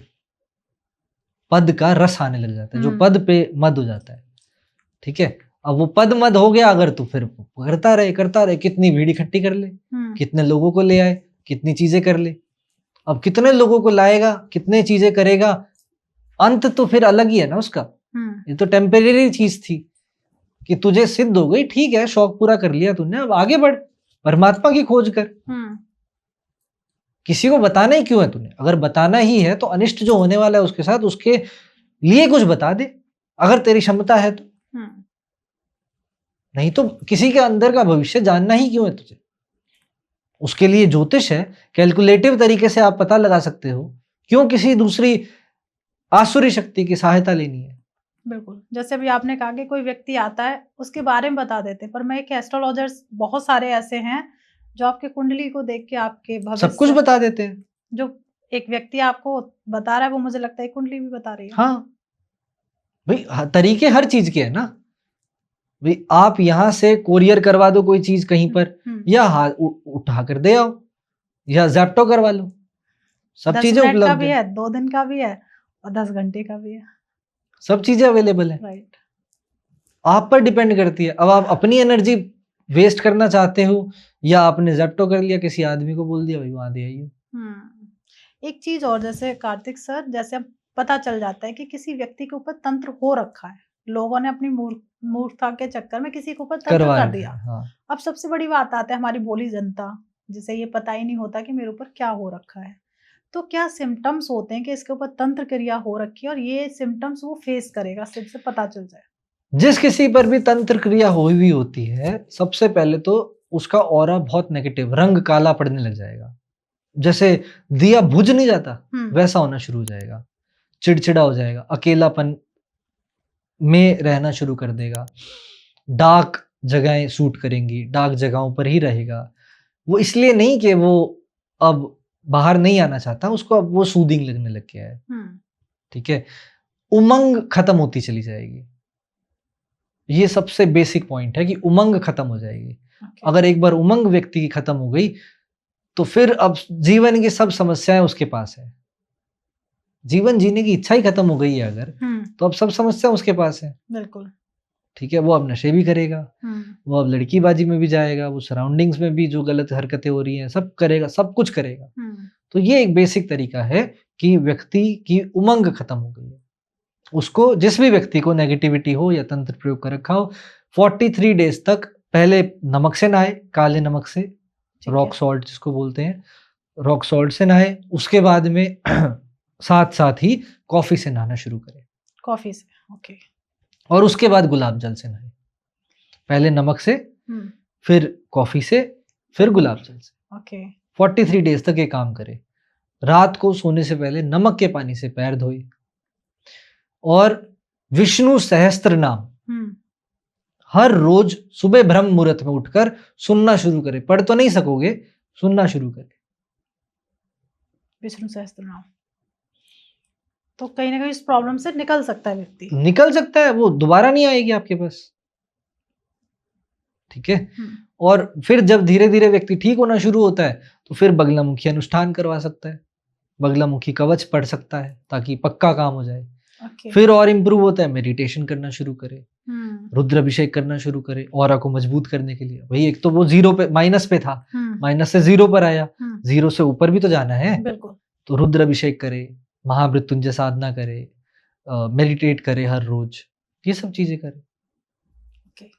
तो अभी आपने ये बता दिया कि कहीं ना कहीं जैसे आप तांत्रिक क्रिया हो रखी है, उसे निवारण भी एक तरीके से मिल गया, क्या वो अपने ऑरा को किस तरीके से मजबूत कर देगा। हमने स्टार्टिंग की थी संतान प्राप्ति से। अगर किसी की सच में कोख बांधती है और ये क्रियाएं होती हैं, जैसे आपने कहा कि तांत्रिक क्रियाएं ये होती हैं, तो जैसे आपने एक तंत्र की बताया था कि इस तरीके की प्रॉब्लम्स वो फेस कर सकता है। अगर किसी की कोख बंधी हुई है तो वो कौन सी प्रॉब्लम्स फेस करेगा? बार बार अबॉर्शन हो जाना। ठीक है। जब आप शारीरिक संबंध बना रहे होगे या बनाने से जस्ट पहले लड़ाई हो जाएगी, हस्बैंड वाइफ में। ओके। लड़ाई हो जाएगी, झगड़े होने शुरू हो जाएंगे बेफालतू में। अगर बना लिए, कभी कभी ये भी केसेस आए हैं कि ड्यूरिंग इंटरकोर्स भी लड़ाई हो गई। Oh my God. During intercourse भी लड़ाई हो गई और हम अलग अलग सो गए, यहां तक हो जाती है चीजें। उसके बाद में फिर होता है कि बच्चा ना ठहरना, अबॉर्ट हो जाना बार बार, ठीक है, या फिर अपंग पैदा होना, ये सब चीजें होती हैं। हाँ, आजकल तो पहले ही पता चल जाता है कि बच्चे के यंग नहीं बने हैं या फिर ये प्रॉब्लम्स हैं, तो लोग अबॉर्ट करा देते हैं। तो उस दौरान जैसे अभी आपने बताया, एक जो रेमेडी बताई है, अगर ऐसी किसी को पता चल जाता है कि मेरी कोख बंधी हुई है, तो वो किस तरीके की कोई रेमेडी कर सकती है? वो नमक के वाली तो बताई थी मैंने। एक पान का पत्ता ले लो, उस पर कपूर रख लो और लौंग रख लो, ठीक है, और अपने सिर से, शरीर से 7 बार या 11 बार घुमाकर आप उसको जला दो। बस सुबह शाम ये काम करो। दूसरा, महिलाएं भूल के भी बाल खुले करके ये तो भी मेरे साथ हाँ मैं बता रहा हूँ, अभी बाल खुले करके चौराहे पर, जो आजकल ट्रेंड चल रहा है ना कि बहुत जॉब्स करनी है, बहुत जाना है सोसाइटी में, तो जाओ, पर बाल खुले करके कभी भी नहीं निकलते घर से बाहर। कभी भी नहीं निकलते जब तक आप इस सक्षम नहीं हो जाते कि किसी भी तरह की नेगेटिविटी आपसे दूर रहे। या तो आप इतने सक्षम हो जाओ, ठीक है, और अगर आप सक्षम नहीं हो तो फिर कभी भी जिंदगी में बाल खुले करके मत घूमो। अगर आप घूमोगे, अगर आप सक्षम नहीं हो, तो डेफिनेटली कोई ना कोई नेगेटिविटी आपके सिर पर वार करेगी, सिर पर सवार होगी और घर आएगी। फिर आपको मूड स्विंग्स आएंगे, रात को नींद आनी बंद होगी, फिर आपको इमोशनल ट्रॉमास निकल कर आने शुरू होंगे, फिर आपको एंजाइटी होनी शुरू होगी, फिर आपको डिप्रेशन होगा, फिर आपका मन नहीं करेगा कुछ काम करने का, फिर आप बोलोगे कि मैं ट्रैवल कर रही हूँ, फिर आपका मूड चिड़चिड़ा होगा, फिर आप बोलोगे कि मेरा पढ़ाई में मन नहीं लग रहा, फिर आप शादीशुदा हो तो शादी में झगड़े करोगे। मतलब ये इतनी छोटी सी बात है। ये तो मतलब मुझे भी करना चाहिए, और ये सारी प्रॉब्लम फेस की हैं। हाँ, सब करते हैं, सब करते हैं। मैं एग्री भी कर रही हूँ कि हाँ, ये सारी प्रॉब्लम से मैं निकली हूँ। और दूसरी चीज, जब भी घर से बाहर जाओ, अगर आपके बाल खुले हैं और आपको पता है कि आप नेगेटिव लोगों में घूम रहे हो, बहुत ज्यादा आपका लोगों से मेल जोल है, तो अपनी चुन्नी में, अपनी टी शर्ट में, अपने पल्लू पे, अपनी साड़ी में, जो भी वस्त्र आप धारण करते हो, उसमें 2 लौंग और 1 कपूर बांध लो। 2 लौंग और 1 कपूर आप बांध लो, तो इस प्रॉब्लम से बच सकते हो। बेहद खूबसूरत उपाय, मुझे लगता है कि हर किसी को करना चाहिए। मैं हर कोई कर सकता है, करना चाहिए, नहीं करना चाहिए उनके भाग्य की बात है। पर मैं इस चीज पे, जैसे आपने जो सिम्टम्स बताए हैं, ये मैं एग्री करती हूँ कि ये चीज मैंने फेस की है। मुझे रात में नींद ना आना, जबकि घर परिवार बहुत अच्छा है, हाँ, सब कुछ बढ़िया होता है, हमें कोई प्रॉब्लम समझ नहीं आती कि प्रॉब्लम क्या है। और जब हम बाहर से देखते हैं या क्रिलियन फोटोग्राफी से देखते हैं, तो उसका ऑरा डिस्टर्ब्ड होता है, और ऑरा नेगेटिविटी के अलावा डिस्टर्ब नहीं हो सकता।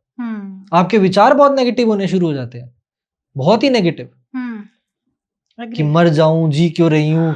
हाँ, और बताऊं क्या होता है कि मेरे से तो काम वाली की तरह काम करवा रहे हैं सब। ये मतलब बहुत कुछ नेगेटिव। हाँ, बहुत कुछ चलता है चीजें। ये तो मतलब मैं भी करूंगी, और मैं ऑडियंस से भी कहूंगी, प्लीज बहुत वर्किंग है, ऑफिस जाने वाले लोग हैं, अपना लुक भी देखना पड़ता है। सिंपल सी रेमेडी बताइए, अपने पॉकेट में कपूर और लौंग डाल लो, बिल्कुल। तो उस चीज़ से बच जाओगे। और ये एक्चुअल है और हर व्यक्ति फेस करेगा ही करेगा। जैसे मैंने एग्रीड किया कि मैंने ये प्रॉब्लम फेस की है, तो मैं आप नहीं बच सकते इन चीज़ों से। आप हर चौराहा क्रॉस कर रहे हो, चाहे व्हीकल्स पे कर रहे हो, चाहे आप किसी पर भी कर रहे हो, पर आप आप ये बताओ कि संसद भवन में कौन-सी महिला बाल खुले करके घूमती है? कोई नहीं। महारानी है, क्वीन एलिज़ाबेथ थी, बाल खुले करके एक फ़ोटो दिखा दो। नहीं है। समझ आई? महिला हमेशा बाल बाँध के रखती है। बाल बाँधना क्यों ज़रूरी होता है? क्योंकि बाल जैसे-जैसे लंबे होते हैं ना, वैसे-वैसे आप अपने बालों से बहुत अटैच्ड होते हो। आपके विचार निकल रहे हैं ये।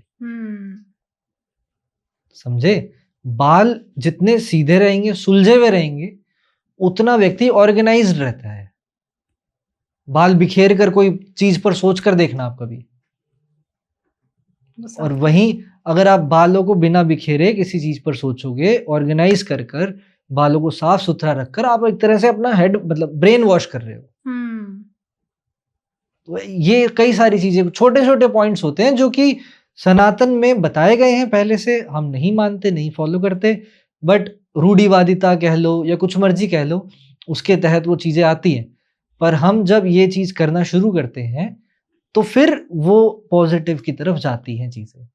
फिर हमें समझ में आता है कि यार गलत बातें नहीं कही पहले के टाइम पर। नहीं, आप बहुत सही, पहली बात है वाक़ई सही है और बहुत कुछ हमें मार्ग भी दिखाती हैं। जैसे अभी आप बात आई है क्योंकि आज जेन ज़ीज़ का टाइम चल रहा है, 2000 चल रहा है, तो सबसे बड़ी प्रॉब्लम आती है लोगों को एंग्ज़ायटी, डिप्रेशन, ये फेस करना ही पड़ता है। और जिस तरीके से फ़ास्ट लाइफ़ भाग रही है, डे बाय डे लोग अपने आप को इम्प्रूव कर रहे हैं कि मुझे इससे बेटर बनना है या फिर मुझे ये स्किल्स लेके आने हैं अपनी लाइफ़ में, तो एंग्ज़ायटी और डिप्रेशन तो आना ही आना है, बिल्कुल, ओवरथिंकिंग। बिल्कुल। तो क्या एस्ट्रोलॉजिकल, जैसे आपने बहुत सारे उपाय बताए हैं, कोई ऐसा कोई उपाय है जिससे इन चीज़ों से बचा जा सके? एस्ट्रोलॉजिकल उपाय एंजाइटी और डिप्रेशन को दूर करने के। हुँ, हर रोज शिवलिंग पर जल चढ़ाना शुरू कर दो रूटीन से। Okay. Oh my God movie की तरह ये रूढ़िवादिता मत समझ लेना, हुँ, ठीक है? कि शिवलिंग पर दूध चढ़ा रहे हैं, इससे बढ़िया गरीब को दे दो तुम, तुम्हारी अगर औकात हो, हैसियत हो, दे दो तुम गरीब को। पर शिवलिंग पर ज़रूर चढ़ाओ, आधा ग्लास चढ़ा दो। जो मर्ज़ी चढ़ाओ।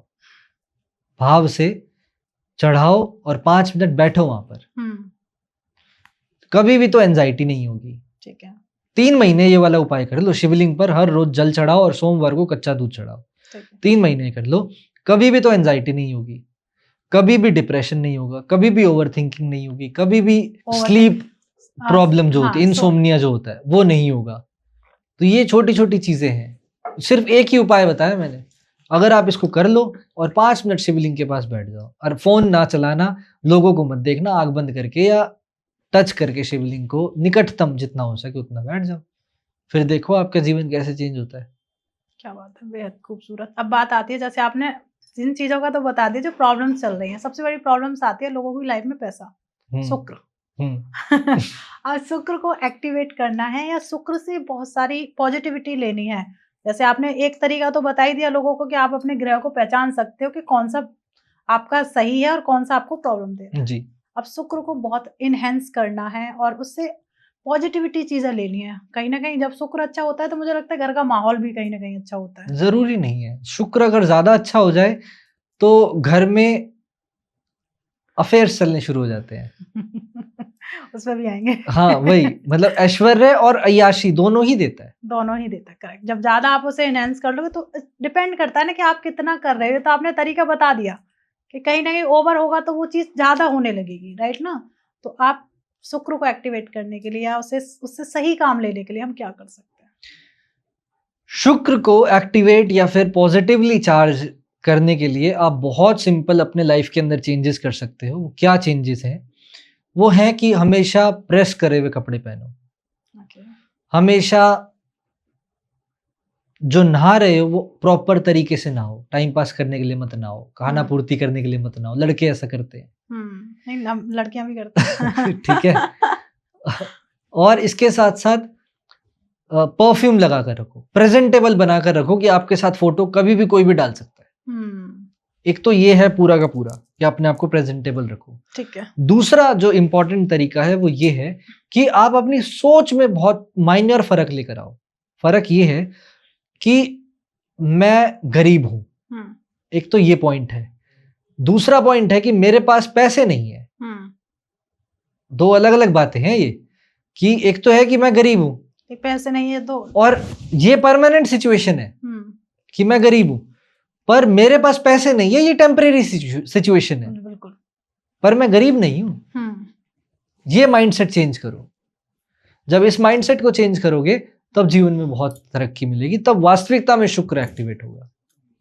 जो शुक्र की रेमेडीज वगैरह चलती है ना, वो ये है कि जब आपका ये थॉट आएगा ना कि मैं गरीब नहीं हूं, बस पैसे नहीं है अभी मेरे पास, तो आपका दिमाग इस तरीके से चलेगा कि मैं छोटे ढाबे में खाना ना खाऊं, मेरा स्टैंडर्ड है भाई, बढ़िया मैं खाऊंगा, तू खिला मेरे को, मैं बाद में दे दूंगा, बढ़िया कपड़े डालूंगा, मैं प्रेस करे हुए डालूंगा, बढ़िया काम करूंगा, स्टैंडर्ड अपना ये मेंटेन करूंगा मैं। तो इस तरीके की चीजें होने लग जाती है जैसे ही आपकी शुक्र से रिलेटेड सोच चेंज होती है।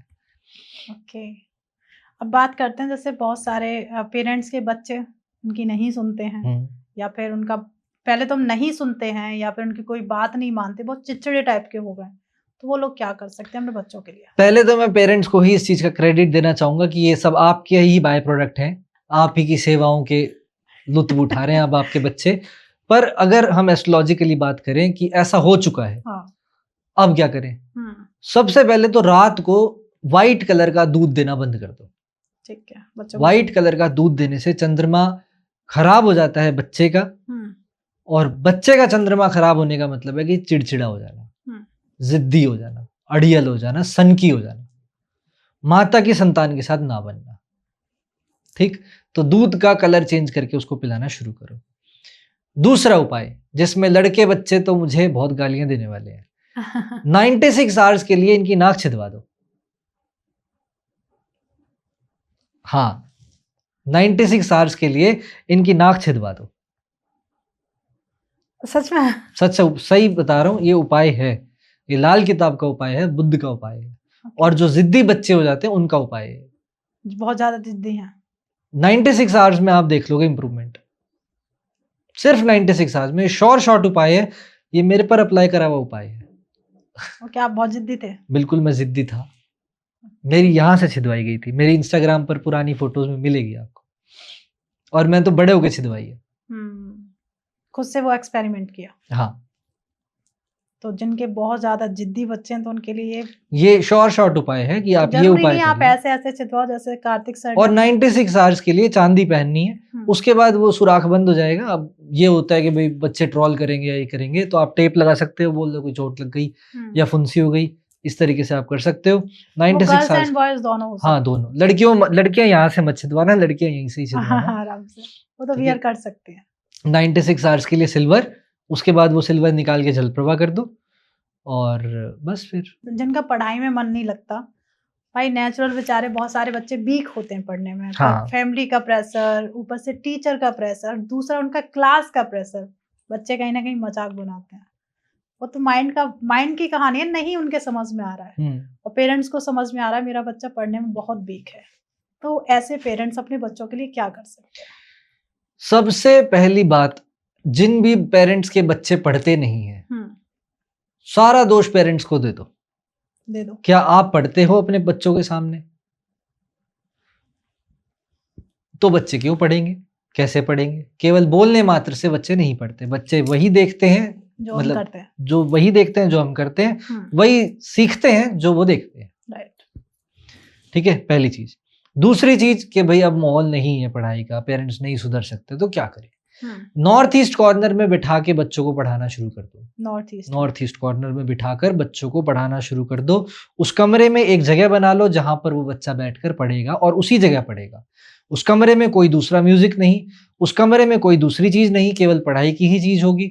उस कमरे में कोई फोन नहीं, कोई टीवी नहीं, कोई लैपटॉप नहीं, कोई कुछ नहीं। ठीक है, नॉर्थ ईस्ट, सिर्फ नॉर्थ ईस्ट। नॉर्थ ईस्ट में अपनी टेबल डेस्क वगैरह लगा ले, उसके सामने एक गिलास रख ले पानी का, पढ़ाई करने के बाद में वो पानी पी ले। ठीक है, ये उपाय कर लो। ओके, एक चीज और देखी जाती है, बहुत सारे लोगों की लाइफ में आप देखा होगा कि बहुत जल्दी जल्दी अपने प्रोफेशन चेंज कर लेते हैं। हाँ, एक जगह टिकते नहीं है, या फिर उनकी लाइफ में बहुत जल्दी चेंजेस आ जाते हैं, या मन उनका ऊब जाता है, या बाधाएं आ जाती है, कोई ना कोई ऐसा रीजन बन जाता है कि उन्हें स्विच करना ही पड़ता है। तो ऐसा एस्ट्रोलॉजिकल कौन सी प्रॉब्लम्स होती है, या फिर कौन से ऐसे ग्रह होते हैं ये प्रॉब्लम क्रिएट करते हैं, और इनसे बचने के लिए कोई रेमेडी होती है? 10वें स्थान पर यदि केतु बैठ जाए तो ये प्रॉब्लम देगा ही देगा, पहली चीज। अब वो प्रॉब्लम नहीं है, अगर वो स्विच ना करे तो वो आत्महत्या कर लेगा। अच्छा, आत्महत्या का मतलब है कि वो मर जाएगा आदमी। जो होता नहीं है कि बस जी रहे हैं बस जिंदा नहीं जिंदगी है, कट रही है। हाँ, जिंदा नहीं है, वो हो जाएगा उसके साथ। 10वें स्थान पर यदि किसी का केतु है और वो स्विच नहीं कर रहा है, तो प्रकृति कैसे करवाएगी चेंज? जॉब से निकलवा देगी, या फिर सराउंडिंग में ऐसा कुछ एनवायरनमेंट क्रिएट हो जाएगा जिससे मैं खुद छोड़ दूंगा। ठीक है, ये सब चीजें घटित करवा देगी, या फिर कोई इमरजेंसी क्रिएट करवा देगी ताकि मेरा ट्रांसफर हो जाए, या ऐसी ऐसी चीजें घटित हो जाए। तो प्रकृति चेंज करवा देगी, और प्रकृति भी चेंज नहीं करवा रही और आप भी अड़ी गए कि मैं तो ढीठ हूं, यही रहूंगा, तो फिर आप अपने शरीर के साथ, अपने दिमाग के साथ शोषण करवाओगे और कुछ नहीं। आपको चाहिए कि आप ऐसा कोई प्रोफेशन चुनो जो कॉन्ट्रैक्चुअल काम का हो। कॉन्ट्रैक्चुअल काम का मतलब होता है कि मैंने ये डील हुई है हमारी, 1 महीने तक मैं काम करूंगा आपका, और फिर काम खत्म होने के बाद पैसे दे देना, और काम खत्म हमारा। फिर मैं नया क्लाइंट, फ्रीलांसिंग टाइप नया काम पकड़ूंगा मैं। ये कॉन्ट्रैक्चुअल काम होते हैं। तो आप ये काम करें, ऐसे व्यक्ति ऐसा काम करें तो उनको बहुत लाभ होता है, और अपनी नॉर्मल जॉब से ज्यादा कमाएंगे और ज्यादा खुश रहेंगे। अगर केतु 10वें भाव में, केतु 10वें में हो, चंद्रमा 12वें में हो, चंद्रमा 10वें में हो, ये सब है। ओके, तो जैसे अभी आपने बता दिया, पर बहुत सारे लोगों की ये स्थिति नहीं बनी हुई है, पर उनके हर प्रॉब्लम आती रहती है, जो भी काम करने जाते हैं या फिर जिस भी चीज के लिए सीखने जाते हैं, बाधाएं आ ही जाती हैं। हाँ, कोई भी काम के लिए सीखने जा रहे हैं, अगर वो सीखने जा रहे हैं या फिर कोई भी काम के लिए निकले, मान लो मैं आज किसी काम के लिए निकली हूँ, प्रॉब्लम्स आ गई, मैं आज इस अच्छे काम के लिए निकली हूँ, प्रॉब्लम्स आ गई, ये कंटिन्यूसली एक पैटर्न बना हुआ है उसकी लाइफ में, तो क्या कर सकते हैं वो व्यक्ति? मूंग की दाल होती है, हाँ, जिस भी व्यक्ति के काम नहीं बन रहे, एक बहुत, ये लाल किताब का ही टोटका है जो मैं बता रहा हूँ जी। मूंग की दाल को अपने घर से निकलते समय अंदर की तरफ फेंक दो। ओके, जैसे निकले फेंक दे। हाँ, ठीक है, अंदर की तरफ फेंक दो, 1 मुट्ठी मूंग की दाल अंदर की तरफ फेंक दो और चले जाओ, काम बन जाएगा। क्या ये सच में उपाय काम करते हैं? टोटके होते हैं। टोटकों का मतलब क्या होता है कि कोई बाधा आ रही है, जैसे फॉर एग्जांपल कि आपकी कुंडली में योग लिखा है एक्सीडेंट का, आपने कट मार लिया तो हो गया, तो वो क्या हुआ, एक्सीडेंट में खून निकलना था, चोट लगनी थी, तकलीफ होनी थी, वो आपने कट मार लिया, उससे पूरी कर ली। ये टोटके होते हैं। ऐसी कुछ टोटके होते हैं कि मरने का अगर योग बना हुआ है कुंडली के अंदर, खैर मरने का नहीं, मृत्यु तुल्य कष्ट का योग बना हुआ है कुंडली के अंदर, शमशान घाट का पानी पिया हो जाए। हॉस्पिटलाइज होने का योग बना हुआ है तो हॉस्पिटल में जाके कैंटीन में खाना खाया हो या पानी पी लो। पुलिस स्टेशन जाने का योग बना हुआ है तो जेल में जाके खाना खाया हो, पानी पिया हो जेल का, पुलिस स्टेशन जाके हाय हेलो कराओ। ये टोटके होते हैं कि आपका जाना भी हो गया, योग भी कैंसिल हो गया। मतलब ये हैक्स होते हैं, मतलब वो क्रिया घट चुकी है। हाँ, वो क्रिया हो गई, मतलब हमने नेचर से खिलवाड़ नहीं किया, जो नेचर में बताया गया वो हो गया है। जो मेरी कुंडली में है वो हो गया मेरे साथ। जेल जाने के योग थे, मैं जाके आया हूँ, खाना खाकर आया हूँ वहां का। ओके, तो मतलब ये छोटी छोटी चीजें काम करती है। ये टोटके होते हैं। जैसे अब आपने एक चीज बताई, मृत्यु तुल्य, हाँ, ठीक है, ऐसे में बात करूंगे, कुंडली में क्या किसी के मृत्यु के बारे में पता लगाया जा सकता है? कुंडली में मृत्यु के बारे में पता लगाया जा सकता है, पर बहुत डीप और बहुत एडवांस कैलकुलेशंस के बाद ही होता है वो, और बहुत गिने चुने एस्ट्रोलॉजर्स हैं जो ये काम कर सकते हैं। गिने चुने एस्ट्रोलॉजर्स, पर एक कहा जाता है एस्ट्रोलॉजिकल कि एक एस्ट्रोलॉजर अपनी कुंडली ना देखे। एस्ट्रोलॉजी के लिए कहा जाता है कि एस्ट्रोलॉजर अपनी कुंडली ना देखे, क्योंकि कभी कभी एस्ट्रोलॉजर है ना इतना परिपक्व नहीं होता, अगर नया नया एस्ट्रोलॉजर है तो इतना परिपक्व नहीं होता वो। और एस्ट्रोलॉजी में ही हमें सिखाया गया है कि हर रोज अपनी कुंडली देखो। हर रोज पंचांग देखो। हाँ, जब सीख पंचांग के रहे लिए, थे हाँ। तो हमें सिखाया जाता था कि हम्म, हर रोज अपनी कुंडली देखो, अपना शुभ रंग देखो, अपना शुभ जो भी है तुम्हें धारण करनी है खुशबू, जो भी तुम्हें धारण करना है कपड़ा वस्त्र, उसका क्या रंग होना चाहिए वो देखो। तिलक देखो कौन से कलर का लगा के जाना है। Day by day. हाँ, कि भस्म का लगाओ या चंदन का लगाओ या कुमकुम का लगाओ, कौन सा लगाना है देखो। हम्म, कौन से भगवान की पूजा करनी है वो देखो। तो ये उन लोगों के काम है जो कि मानसिक रूप से कमजोर है अभी। एस्ट्रोलॉजी में अब जैसे मान लो कि राहु के अंदर शनि का अंतर चल जाए किसी का और 7.5 ही आ जाए, तो अब उसको पता है ना एस्ट्रोलॉजर को कि धजिया ही उड़ती है ऐसे टाइम पर व्यक्ति की। पर अब वो ये एस्ट्रोलॉजर उसी का चल रहा हो, ऐसा थोड़ी है कि उसका चलेगा नहीं, उसका भी चलेगा, बिल्कुल चलेगा। पर चल रहा है उसका और वो देख रहा है और वो परेशान हो रहा है कि यार मेरे साथ क्या होएगा, मेरा तो 2 साल खराब हो गए, मेरे तो 2.5 साल खराब हो गए, मेरा ये हो गया, मेरा वो हो गया। वो इस चीज को लेकर परेशान है। अब वो परेशान है तो फिर परेशानी आगे बढ़ती रहेंगी। बिल्कुल। उससे बढ़िया है कि वो पहले अपने आप को मानसिक रूप से बलिष्ठ करे और देखे कि हर ग्रह उसका पॉजिटिव है, हर ग्रह सबका पॉजिटिव है। और जब ये वो देखेगा तो आगे बढ़ता है फिर जीवन। जैसे अब आपने 7.5 और ढैया की बात हम कर रहे हैं, जब व्यक्ति की लाइफ में जब 7.5 या ढैया चलती है तो कहीं ना कहीं वो मेंटली डिस्टर्ब हो वो जाता बिल्कुल है। होता है मेंटली डिस्टर्ब। तो मतलब क्या परिणाम होते हैं 7.5 अगर किसी की चल रही है, ढैया शनि की जो भी प्रॉब्लम्स आ रही हैं या फिर शनि की महादशा चल रही है, तो क्या क्या प्रॉब्लम फेस करता है व्यक्ति? शनि की स्टोरीज बहुत सारी है कि राजा हरिश्चंद्र की स्टोरी सुनी होगी शायद आपने। शनि से रिलेटेड है वो सारी स्टोरीज कि वो खराब करने पे आता है तो सब खराब कर देता है, सब खराब कर देता है, और बनाने पर आता है तो एक चाय वाले को नरेंद्र मोदी बना देता है। करेक्ट। ठीक है, बनाने पर अगर आता है तो वो बहुत कॉमन सी बात है। पर शनि के बैड इम्पैक्ट क्या क्या होते हैं, बनते बनते काम बिगड़ जाएंगे, तुरंत बिगड़ने शुरू हो जाएंगे। बिल्कुल होता है। उसके बाद में डिले होना शुरू हो जाएगा, लोग कमिटमेंट करके पीछे हट जाएंगे, बीमार हो सकते हो आप, मानसिक रूप से बहुत पीड़ाएं होने लग जाएंगी, घर परिवार का दिक्कत आनी शुरू हो जाएगी, फाइनेंसिस के रूप में दिक्कत आनी शुरू हो जाएगी, प्रोफेशन जहां पर होगा कामकाज से रिलेटेड जो मित्रवद होंगे वो सब छोड़ते चले जाएंगे, एक्सीडेंट भी कई केसेस में देखे गए हैं, शारीरिक कष्ट देखने को मिला है, ये सब चीजें होती हैं। अब इन सब के निवारण क्या है? अब ये सारी तो मैंने बताई नेगेटिव। पॉजिटिव क्या होते हैं इसके? व्यक्ति नरेंद्र मोदी बन सकता है, अपनी 7.5 में ही वो प्रधानमंत्री जी बने हैं। ठीक है, व्यक्ति को अपने जीवन के बेस्ट टाइम का अनुभव अपनी 7.5 में होता है। व्यक्ति को अपने जीवन में हर सही गलत की पहचान अपनी 7.5 में होती है। व्यक्ति को अपने जीवन के हर अच्छे बुरे का पता 7.5 में चलता है। समझे? ये सब पॉजिटिव साइड है उसकी। अब लेनी क्या है वो मुझ पे डिपेंड करती है। बिल्कुल सही बात है। अब जैसे अब किसी की आपके पास कोई व्यक्ति आता है, उसकी 7.5 या शनि की ढैया चल रही है, तो उसे तो हम कितना भी पॉजिटिव वे में आपने बता दिया या हमारे व्यूअर्स ने सुन लिया, पर कहते हैं नेगेटिविटी जो है या नेगेटिव चीज है वो जल्दी रुक जाती है, पॉजिटिव निकल के चली जाती है। वो निकल कर चली जाती है, इसीलिए सत्संग का वो प्रोग्राम बनाया गया है कि सत्संग किया करो, अच्छी चीजें बार बार पढ़ा करो, राइट। तो अब इसीलिए आप एज बताया एस्ट्रोलॉजर उसे क्या रेमेडी देंगे? मैं एक ही रेमेडी देता हूँ, वैसे तो कई सारी देता हूँ। 7.5 के लिए शॉर्ट रेमेडी है कि आप हनुमान चालीसा का हर रोज पाठ करो दोपहर को 12 बजे के बाद। अच्छा, दोपहर में ही, दोपहर के 12 बजे के बाद ही किया जाता है हनुमान जी का कोई भी पाठ, दिन में कोई पूजा नहीं होती। दूसरा, सुंदरकांड का पाठ करो हर मंगलवार को। सुन लो, नहीं सुन सकते तो पढ़ लो, पढ़ नहीं सकते तो सुन लो, जो भी है। नेक्स्ट है, हर रोज पीपल के पेड़ पर काले तिल डालकर जल चढ़ाओ। और 7.5 चल रही हो तो, और संडे को छोड़ के, संडे को पीपल पर जल नहीं होता है। ये कुछ उपाय हैं जो आप कर सकते हो 7.5 के दौरान। ओके। जैसे बहुत सारी रेमेडीज आती हैं आजकल, जो एस्ट्रोलॉजर्स इतने वायरल हो चुके हैं, और रेमेडी मुझे लगता है एस्ट्रोलॉजी एकदम बूम पे चल रहा है और लोगों को रेमेडीज पता चल रही हैं घर के स्पाइसेस से।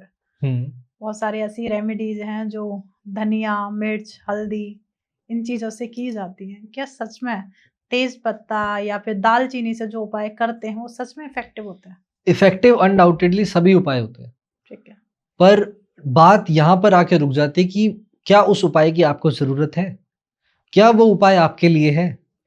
तो इसलिए जितनी भी रेमेडीज रील्स के अंदर आपको देखने को मिलती है, जितनी भी रेमेडीज आपको किसी पॉडकास्ट में सुनने को मिलती है कि बहुत पैसा आ जाएगा, ये करना शुरू कर दो, पति पत्नी के संबंध अच्छे हो जाएंगे, गर्लफ्रेंड वापस आ जाएगी, ये सब इन बकवास बातों से दूर रहो। ये जेन्युइन बता रहा हूँ, प्योरली बकवास बातें हैं, इनसे जितना हो सके दूर रहो। एस्ट्रोलॉजी रेमेडी बेस्ड नहीं है, एस्ट्रोलॉजी कैलकुलेशन बेस्ड है, एस्ट्रोलॉजी प्रिडिक्शन बेस्ड है। ठीक है। और रेमेडी अगर करनी ही है तो 3 तरीके की रेमेडी कर सकते हो, तो दान करो, या जाप करो, या धारण करो। ये 3 ही तरह की रेमेडी होती है। शुभ ग्रह को धारण किया जाता है, अशुभ ग्रह को दान किया जाता है, सम ग्रह के जाप होते हैं। ये 3 तरीके की रेमेडी। ठीक है। वैदिक के अंदर यही रेमेडीज का वर्णन है जो कि आप कर सकते हो। इसके अलावा लाल किताब की कोई भी रेमेडी आप नहीं कर सकते हो। आप टोटके कर सकते हो लाल किताब के, लाल किताब की कोई भी रेमेडी आप नहीं कर सकते हो रेंडमली, वो बैकफायर मारती है। ओके, जो भी हमने बताया बहुत सारे टोटके ही बताए, वो टोटके बताए, कोई भी रेमेडी नहीं बताई है मैंने। और जो भी मैं रेमेडी बताता हूँ, कोशिश मैं ये करता हूँ कि वो सभी के सभी वैदिक हो, जब तक बिल्कुल ही फंसी नहीं हो जाती सामने वाले को। ना जो तंत्र होता है उसमें बहुत सारी साधनाएं होती हैं। एक जैसे कहीं ना कहीं तंत्र को मैं भी बहुत पॉजिटिव वे में मानती हूँ। हर एक व्यक्ति जो तंत्र के बारे में जानना चाहता है या तंत्र की वो खूबसूरती देखना चाहता है, तो वो कौन सी साधना कर सकता है जिससे वो तंत्र का जो पॉजिटिव साइड है वो उसे पता चले? सबसे पहले मंत्र साधना से शुरुआत करो, उसके बाद योग में उतरो, उसके बाद तंत्र में जाओ। ओके, ठीक है। तंत्र की साधना ऐसी साधना नहीं होती कि आपने किसी कर्ण पिशाचनी या डाकिनी पिशाचनी को अपने वशीभूत कर लिया। मतलब जो पॉजिटिव की ही बता रहा हूँ मैं। कहते हैं ना भगवान से सीधे कनेक्शन जो एक तरीके से बिठाना होता है, जो हमें जानना है एक्चुअल में। हाँ। हम इस दुनिया में क्यों आए, दुनिया का निर्माण क्यों हुआ है, आपके यहाँ आने का मोह लोभ ये तो है नहीं एक्चुअल, ये बुद्धि के विकार है। हाँ, ये शरीर है, आया है और एक दिन चला जाएगा। पर यहाँ आने का जो एक आनंद है, जो मेरे जैसे व्यक्ति लेना चाहते हैं, जो एक्चुअल जानना चाहते हैं, ये जो मेरा जीवन है, मैं कौन सा ऐसा रास्ता चुनूं जिससे मुझे वो सुकून मिले, वो शांति मिले। तंत्र में, विज्ञान भैरव तंत्र में स्पेसिफिकली बहुत सारे विधियां बताई गई हैं। बहुत सारी विधियां बताई गई हैं। कोई भी एक विधि उठा लो, ठीक है, कोई भी एक विधि, हर विधि आपको परमात्मा तक लेकर ही जाएगी। कोई सी भी उठा लो, रैंडम पेज पलटकर रैंडम लाइन पढ़ लो कोई भी, और बताओ। विज्ञान भैरव तंत्र की बहुत छोटी सी किताब है, बहुत पतली सी किताब है। उस किताब को कहीं से भी खोलो और वो सूत्र पढ़ लो, अपने जीवन में अप्लाई कर दो, परमात्मा की प्राप्ति 100% हो जाएगी। क्या बात है, इतनी पावरफुल किताब है। अरे इतनी सरल किताब है। भगवान शिव ने माँ पार्वती को इसी तरीके से बताया है। वो डायरेक्ट कॉन्वर्सेशन है दोनों का। और जो आपने सवाल पूछा है वही माता पार्वती ने भगवान शिव से पूछा था कि संसार का उद्गम कैसे हुआ, इस संसार का अंत कैसे होगा, क्या मनुष्य या क्या जीवन यही है कि हम आए और ये सब कर लिया और चले जाएंगे, क्या जीवन इसके पार भी है, उस पार को कैसे जाना जाए, उस पार की पराकाष्ठा कैसे महसूस करी जाए, कैसे प्राप्त किया जाए, आपका क्या मूल स्तोत्र है, आपका क्या अस्तित्व है, इस अस्तित्व में आपका क्या औचित्य है, ये सब प्रश्नों के उत्तर दिए भगवान शिव ने। क्या बात है। अब बात आती है, जैसे आपने बता तो दिया, आप लोग सर्च भी कर लेंगे, पर आजकल इतने सारे ऑथर्स आ रहे हैं। वो तो भगवान शिव की डायरेक्ट है, सूत्र थोड़ी बदल देगा कोई। चलो ट्राई करते, क्योंकि अभी मैं गूगल पे अब भगवत गीता है, जैसे भगवत गीता के सूत्र थोड़ी बदल दिए किसी ने ना, थोड़ा तरीका चेंज हो गया, डिस्क्राइब करने का तरीका चेंज हो गया। आपको एक पसंद आ रहा है एक पढ़ो, दूसरा पसंद आया दूसरा पढ़ो। ओके, बात तो समझ आ जाएगी। करेक्ट, बहुत सही सवाल, मतलब आंसर, क्योंकि लोग जानना चाहते हैं। हाँ, ये देखो, ये करेक्ट तरीका है। अगर किसी को तंत्र में आना है और वास्तविकता में जानना है ना कि तंत्र क्या है, तो विज्ञान भैरव तंत्र पढ़ो।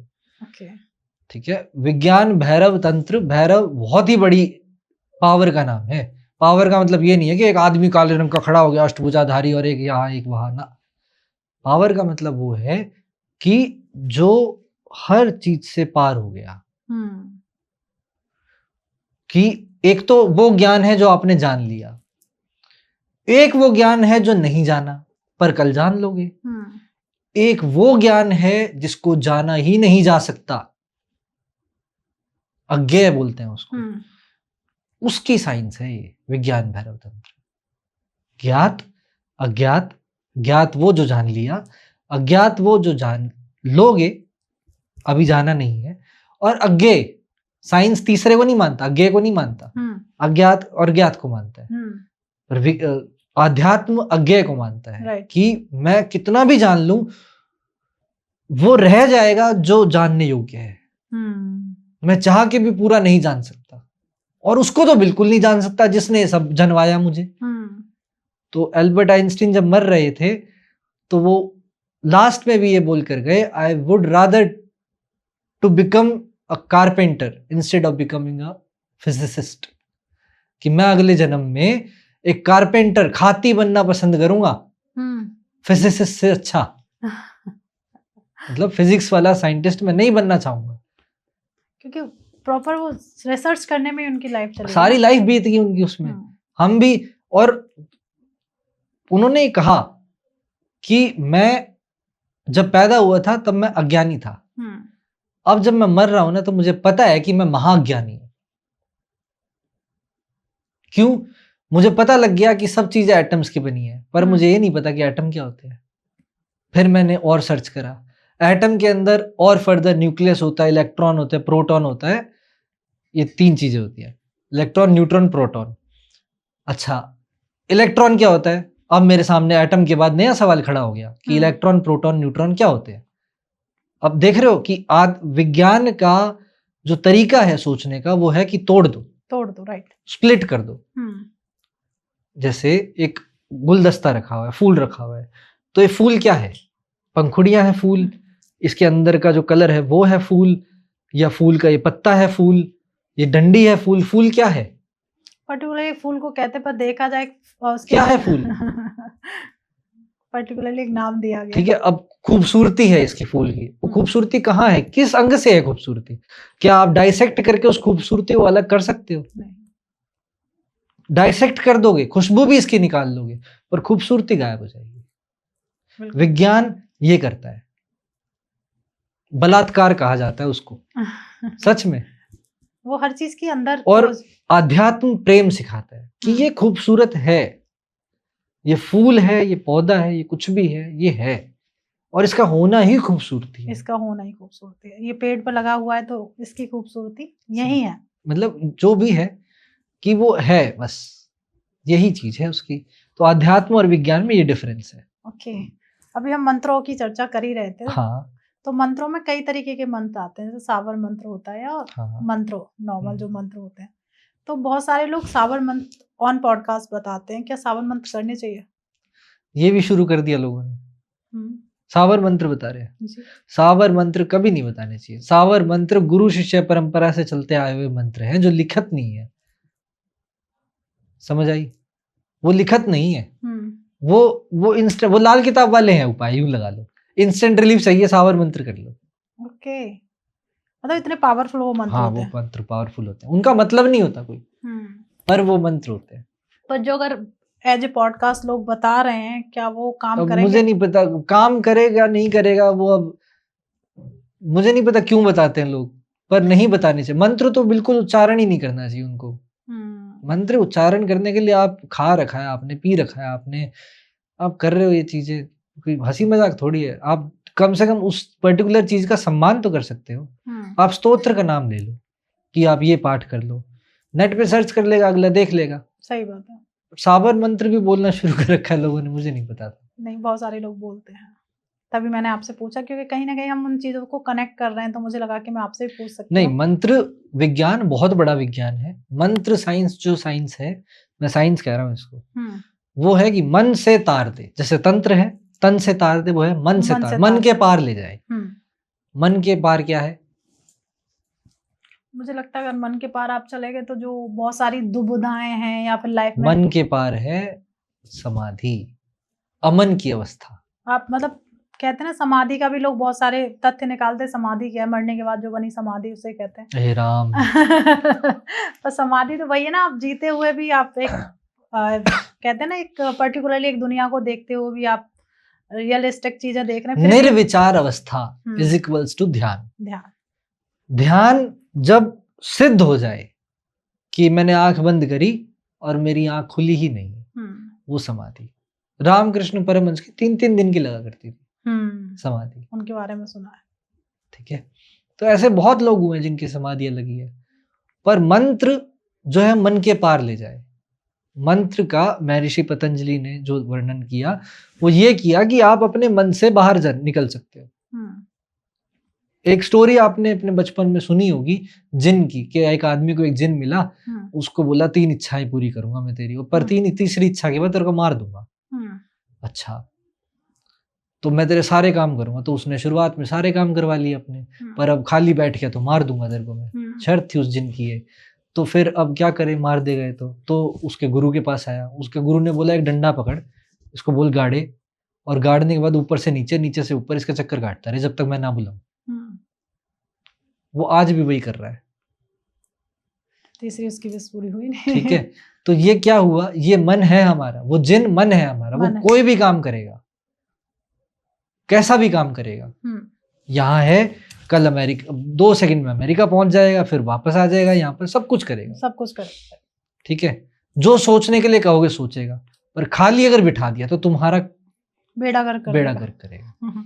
तो इसको क्या है, एक डंडा रख दो, उस पर चलाओ इसको। अब डंडा क्या है, श्वास, आपकी विंड पाइप, उसके ऊपर नीचे चक्कर काटे। एक तो ये तरीका है उस जिन को काबू करने का, मतलब उस मन को काबू करने का। दूसरा तरीका है मंत्र, कि आंख बंद करके अंदर जा रहा है तो सो, बाहर आ रहा है तो हम, ये चलाते रहो। या कोई भी मंत्र आप कैसा भी मंत्र आप बोलना शुरू करो, बस वो मंत्र ही रहे। फिर माला भी छूट जाती है, फिर कुछ भी हो, सब कुछ वाजित, फिर आप मन से पार हो जाते हो। ये काम करता है मंत्र, कि एक अवस्था ऐसी आ जाती है कि मन थक जाता है, बहुत थक जाता है। थकने के बाद वो माला गिरती है, फिर वो मंत्र गिरता है, फिर वो मन गिरता है, और फिर जो बच गया शून्यतम, वो अनुभव मिलता है ध्यान का। और वो जब ध्यान सिद्ध हो जाए तब वो समाधि। ये है सही कायदे की चीजें। बिल्कुल, मतलब मैं मानती हूँ। आजकल तो मंत्र ऐसे ही लक्ष्मी प्राप्ति के लिए, वो लक्ष्मी नहीं, वो लक्ष्य प्राप्ति है। माँ लक्ष्मी की जो फोटो हम दिवाली पर, हमारे से तो बड़ा मूड कोई नहीं, पैसे की पूजा कर रहे हैं हम। पैसों की बात किया तो मुझे एक चीज याद आ गई। मैंने एक रील देखी जिसमें एक व्यक्ति ने पैसे बिछा रखे हैं और माँ लक्ष्मी की पूजा हो रही है। कभी भी ऐसा नहीं होता कि माँ लक्ष्मी की पूजा पैसों से करो। पैसा निकृष्टतम चीज है। लक्ष्मी लक्ष्य है कि आपका गोल क्या है अल्टीमेट। वो व्यक्ति, वो व्यक्तित्व, वो प्रतीकात्मक व्यक्तित्व जो कि आपको लक्ष्य तक पहुंचा दे, वो लक्ष्मी है। इसीलिए अपने स्त्री को, अपनी वाइफ को लक्ष्मी का दर्जा दिया गया। क्यों? पैसे लाई थी वो। आजकल तो कहाँ नहीं लेके आई थी वो, एक कुछ टाइम तक के एक वो होता है, पर वो हमें लक्ष्य देती है, एक आदमी को राह देती है, रास्ता दिखाती है कि यार हमें अब जीना है, हमें अब अच्छा बनना है, हमें किसी टारगेट तक पहुंचना है, वो देती है। तो वो देगी तो इसलिए वो लक्ष्मी है। पर दिवाली पे हम मूढ़ता इतनी ज्यादा हो चुकी है, इतनी ज्यादा हो चुकी है कि पैसे की पूजा कर रहे हैं, निकृष्टतम चीज की। लोग इतनी ही जानते हैं लक्ष्मी पूजा। अब जानते हैं तो फिर वो धन पोटलियां भी बिक रही हैं, फिर बेचो। बहुत ज्यादा बिक रही है। मैं क्या तो रहा हूँ, पायरेट से पैसे भी आ रहे हैं। अब आपने लक्ष्मी की बात की है, कई बार ऐसा होता है जैसे आपने पत्नी के साथ लक्ष्मी को जोड़ा है, और एक्चुअल में है, एक घर में कन्या का जन्म होता है तो कहते हैं लक्ष्मी का, आपके घर में लक्ष्मी आ गई। ऐसे ही किसी की शादी होने के बाद जो बहू आती है उसे लक्ष्मी का दर्जा दिया जाता है। पर आजकल देखा है लक्ष्मियां बहुत जल्दी जल्दी चेंज हो जाती हैं। हाँ, चेंज हो जाती है, क्योंकि जबरदस्ती लक्ष्मी नहीं आती ना, जबरदस्ती लक्ष्मी नहीं आती। वैसे तो एक जावेद अख्तर, शायद आपने उस व्यक्ति को सुना हो, नहीं सुना हो, उन्होंने बहुत अच्छी बात बोली, शादी की चिंता माता पिता को नहीं करनी चाहिए। माता पिता संतान को ये कहें कि तेरी शादी की जिम्मेवारी मेरी नहीं है, खुद की है, खुद कर लो, तेरी खुद की जिम्मेवारी है। जब तू इस योग्य हो जाए कि तुझे समझ में आ गया तुझे किससे शादी करनी चाहिए, तब शादी कर लियो। नहीं, बहुत अच्छी बात है, समझे? तो ये कितनी सरल सी बात है।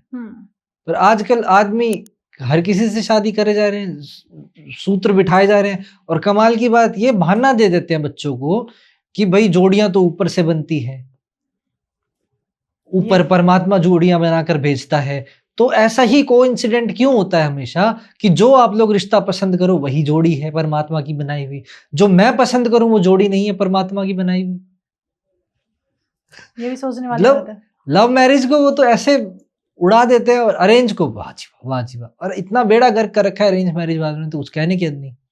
मतलब एक चीज तो है, लव मैरिज वालों को एक वो रिस्पेक्ट नहीं कभी मिलती है इस वो लड़की अभी को। नहीं मिलती, एक इसी कारण से फिर आगे और दिक्कतें होती है। ये मैं लव मैरिज की बात आई है तो मतलब एक देखो किसी पिक्चर का डायलॉग है कि लव मैरिज भी वो है कि जान पहचान का जहर खाया, और अरेंज मैरिज वो है कि अनजाने का अनजाने जहर खाया। मतलब फनी हो गया आज तो। पर ठीक है, तो एंड की तरफ जा ही रहा है, बहुत मजा आ रहा है इस चीज में। फिर भी मैं पूछ ही लूंगी, एस्ट्रोलॉजिकल क्या कोई ऐसे योग बनते हैं कि भाई इनकी मल्टीपल शादी हो सकती है? हाँ ऐसे योग बनते हैं। 7th हाउस में सैटर्न का योग बन जाए, या सैटर्न या फिर 7th हाउस का लॉर्ड कहीं पर बैठ जाए, या मल्टीपल प्लैनेट्स बैठ जाए 7th हाउस में, तो मल्टीपल मैरिज का योग बना देते हैं। बट वो स्पेसिफिक कुंडलियां देखनी पड़ती हैं। जैसे पाप कर्तरी योग में अगर सैटर्न 7th हाउस फंस गया तब दिक्कत दे देता है। ये छोटी छोटी प्रॉब्लम्स आती हैं कि व्यक्ति की एक शादी के अलावा भी शादियां होती है, ओके। ये आती है प्रॉब्लम। भाग्य स्थान डिस्टर्ब हो जाए अगर, तब प्रॉब्लम आ जाती है। तो ये कुंडली के थ्रू देखा जा सकता है और इसका सॉल्यूशन भी किया जा सकता है। ओके, थोड़ा मैं तांत्रिक एक लास्ट उपाय आपसे जानना चाहती हूँ। अगर किसी का अफेयर चल रहा है, चाहे वो हस्बैंड हो या वाइफ हो, तो पता लगाना है, क्या पता लगाया जा सकता है? लगाया जा सकता है, लगाना नहीं चाहिए। फिर भी बहुत सारे लोग लगाना चाहते हैं, तो फिर दुखी भी वही पाते हैं। तो किस तरीके से लगा सकते हैं? फोन चेक कर लो। एस्ट्रोलॉजिकल आप नहीं सुन एस्ट्रोलॉजी में ऐसा कोई आजकल तरीका। इतनी इतनी लोगों को समझ है कि फोन में वो कुछ नहीं रखने वाले। अच्छा, ओके। देखो, अगर एस्ट्रोलॉजिकली आपको अगर जानना है कि कोई व्यक्ति का संबंध कैसा है, तो उसकी दशा, अंतरदशा, प्रत्यंतर दशा और गोचर चेक कर लो। ये बहुत टेक्निकल लैंग्वेज बोल रहा हूँ मैं। राहु शुक्र वीनस, सॉरी, राहु शुक्र और चंद्रमा, राहु शुक्र चंद्रमा मंगल, राहु शनि चंद्रमा शुक्र मंगल, इस तरीके के प्लैनेटरी कॉम्बिनेशंस अगर बन रहे हैं तो उसका एक्स्ट्रा मैरिटल अफेयर हो रहा है, या फिर उसका अपनी पत्नी के प्रति रुझान बढ़ रहा है। मतलब एक पर्टिकुलरली कंफर्म नहीं है, कह सकते बाहर भी अगर पत्नी के साथ अच्छे रिलेशन हो तो रहे हैं, और अच्छे रिलेशन अगर हो रहे हैं तो वो दशा तुम्हारे लिए पॉजिटिव है। अगर तुम कलेश कर रहे हो अपने पति के साथ तो वो कहीं और जाएगा।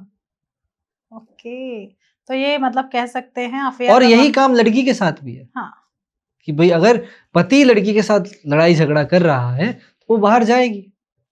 मतलब ये है कि आप आसानी से ये पता कर सकते हो, या तो सिचुएशन को आप संभाल लो या फिर उसे जान दो। हाँ, ये पता कर सकते हो आप। ये मैंने आपको एक ट्रिक दे दी जिससे आप चीजें ठीक कर सकते हो। क्या बात है, मतलब ये ट्रिक मुझे लगता है बहुत लोगों के काम भी आ सकती है, इससे रिश्ते भी बिल्कुल बिल्कुल। बच सकते हैं कि उस दौरान हो सकता है उसके मूड खराब चल रहे हैं, तो कोशिश करे कि भाई मेरा पति बाहर ना जाए या मेरी पत्नी बाहर ना जाए, मैं उसे कंट्रोल कर सकूं। कंट्रोल मतलब अधिक प्रेम कर सकूं। हाँ, मतलब वही कंट्रोल ठीक है, वो कहीं फोन वोन छीन लिया, ऑफिस नहीं जाना तूने कल से, ऐसी वाली चीजें नहीं। कोई नहीं रोक सकता फिर। ये बड़े बूढ़े कह के गए कि जिसको जो करना है उसे कोई नहीं रोक सकता। हाँ। और हमारे जो ऑडियंस है, कार्तिक सर उन्हें कुछ मैसेज देना चाहते हैं। एक बात का ध्यान रखो, जो भी व्यक्ति आपके संपर्क में है, जो भी व्यक्ति, आप जिस भी व्यक्ति के संपर्क में हो, कोई ना कोई परिस्थिति से परेशान है, कोई ना कोई बाधा से दिक्कत में है, कोई ना कोई प्लैनेटरी कॉम्बिनेशन के कारण दिक्कत में है, और वो है उसका वशीकरण, उसका इलाज, उसकी रेमेडी करवाने से अच्छा है उसके पास बैठो, उसकी बात सुनो, उसको माफ़ करो, उससे माफ़ी मांगो। इतनी सी चीज़ें अगर आप कर लेते हो, इतनी सी चीज़ अगर आप कर लेते हो, सब ग्रह आपके ठीक हैं। रिश्ते बचाओ, लोग बहुत कम बचे हैं जो आपकी बात सुने, लोग बहुत कम बचे हैं जो आपसे प्रेम करें। उनको ज़्यादा तवज्जो दो, उनकी तारीफ़ करो और खुश रहो। बस यही कहना चाहूँगा। थोड़ा सा मैं एक चीज और एंड की तरफ जा रहे हैं, मैं संस्था के बारे में, जैसे मुझे तो पता है, पर हर बार क्या होता है हमारे नए व्यूअर्स हमारे साथ जुड़ते हैं, तो थोड़ा सा मैं महामृत्युंजय संस्था के बारे में आपसे जानना चाहती हूँ। संस्थान का नाम है सिद्ध महामृत्युंजय अंतर्राष्ट्रीय योग एवं ज्योतिष अनुसंधान केंद्र। इस संस्थान के अंदर विश्व का सबसे बड़ा महामृत्युंजय यंत्र स्थापित है। इस संस्थान के जो संस्थापक हैं उनका नाम है स्वामी सहजानंद सरस्वती जी, जिन्होंने सन 2000 में इस संस्था का निर्माण किया था। इस संस्था में बहुत अलग अलग तरीके के कार्य होते हैं, जैसे हवन, अनुष्ठान, पूजा, जाप, रुद्राभिषेक, यज्ञ, ये सब चीजें होती हैं। इसके साथ इस संस्थान के अंदर ज्योतिष पढ़ाई भी जाती है, ज्योतिष सिखाई भी जाती है और ज्योतिष करी भी जाती है। इसके साथ इस संस्थान के अंदर योग सर्टिफाइड योगा टीचर इंस्ट्रक्टर बनाया जाता है, जो कि इंटरनेशनली वैलिड होता है। इस संस्थान का दिया हुआ सर्टिफिकेट आपको इंटरनेशनली वैलिड होगा। आप दुनिया में कहीं भी जाकर योग को करवा सकते हो, सिखा सकते हो। विश्व के सबसे बड़े महामृत्युंजय यंत्र के अंदर बैठकर योग करवाया जाता है, अनुष्ठान होते हैं, ध्यान सिखाया जाता है, स्वामी जी द्वारा महामृत्युंजय साधना सिखाई जाती है। तो ये सब चीजें हैं जो संस्थान स्वामी जी के मार्गदर्शन में मुझसे और मेरे कुछ कलीग्स हैं, उन सभी के माध्यम से सेवाएं लेते हैं। जैसे बहुत सारे लोग मन से बहुत ज्यादा परेशान है, डिप्रेशन है। जैसे मेरी पहले बात हुई है और गुरुजी से भी बात हुई है, तो गुरुजी की एक चीज है कि अगर आप एक बार विजिट करते हैं संस्थान में जाकर, तो मुझे लगता है वो प्रॉब्लम्स जितनी भी आप फेस कर रहे हैं उनसे आप निकल सकते हैं। एक बार विजिट करने से कुछ नहीं होगा, मतलब एक बार वहां का माहौल और वो माहौल देख लीजिए वहां का, आपको पता लग जाएगा कि निकलना कैसे मतलब आपको रास्ता दिख जाएगा। जो कंफ्यूजन दिमाग में होता है कि यार मैं बहुत एंजाइटी में हूँ, मैं बहुत डिप्रेशन में हूँ, मैं बहुत सफोकेटेड हूँ अपने रोज के स्केड्यूल से, मुझे कुछ चेंज चाहिए, तो आप संपर्क कर सकते हैं। मतलब एक बार में तो देखो कुछ नहीं होता, पर आप वहां जाके उस चीज की वैल्यू समझ सकते हो जो हम लोग बता रहे हैं। रास्ता मिल जाएगा। मतलब मेरा भी कहने का मतलब ये है कि मैं ये नहीं कह रही कि आप कंटिन्यूसली एकदम से संस्था के साथ जुड़ जाओ। एक बार वहां विजिट करो, वहां के उस माहौल को देखो, डेफिनेटली चेंज आएगा। ये मैं भी कह रही हूँ, ये मेरा खुद का पर्सनल एक एक्सपीरियंस और एक दावा है। पर मैं कहती हूँ आप खुद जाइए, वहाँ एक्सपीरियंस करिए, गुरुजी से मिलिए, कार्तिक सर से वहाँ मिलिए, डेफिनेटली चेंजेस आएगा ही आएगा। क्योंकि एक ऐसी संस्थान बनाना उनका उद्देश्य है कि लोग आजकल जितनी भागदौड़ वाली लाइफ है, लोग चाहते हैं कि थोड़ी सी पीस मिले, तो संस्थान में जाके आपको डेफिनेटली पीस मिलने वाली है। तो प्लीज़ जाइए और उनसे मिलिए। और मैं कह सकती हूँ एड्रेस आपको डिस्क्रिप्शन में मिल जाएगा, कॉन्टैक्ट नंबर्स भी मिल जाएंगे, और मैं कहती हूँ लोकेशन भी इस बार हम डलवा देंगे जिससे कि इजीली ये लोग वहां तक पहुंच सकें। और thank you so much Kartik sir, बहुत अच्छा लगता है जब भी हम आपके साथ पॉडकास्ट करते हैं। मैं तो बहुत कुछ सीखती हूँ, मेरी ऑडियंस भी बहुत कुछ सीखती है। हमारी ऑडियंस का काम बनता है ये पॉडकास्ट जितना ज़्यादा हो जाए आप अपने फ्रेंड्स और फैमिली के साथ शेयर कर दीजिए।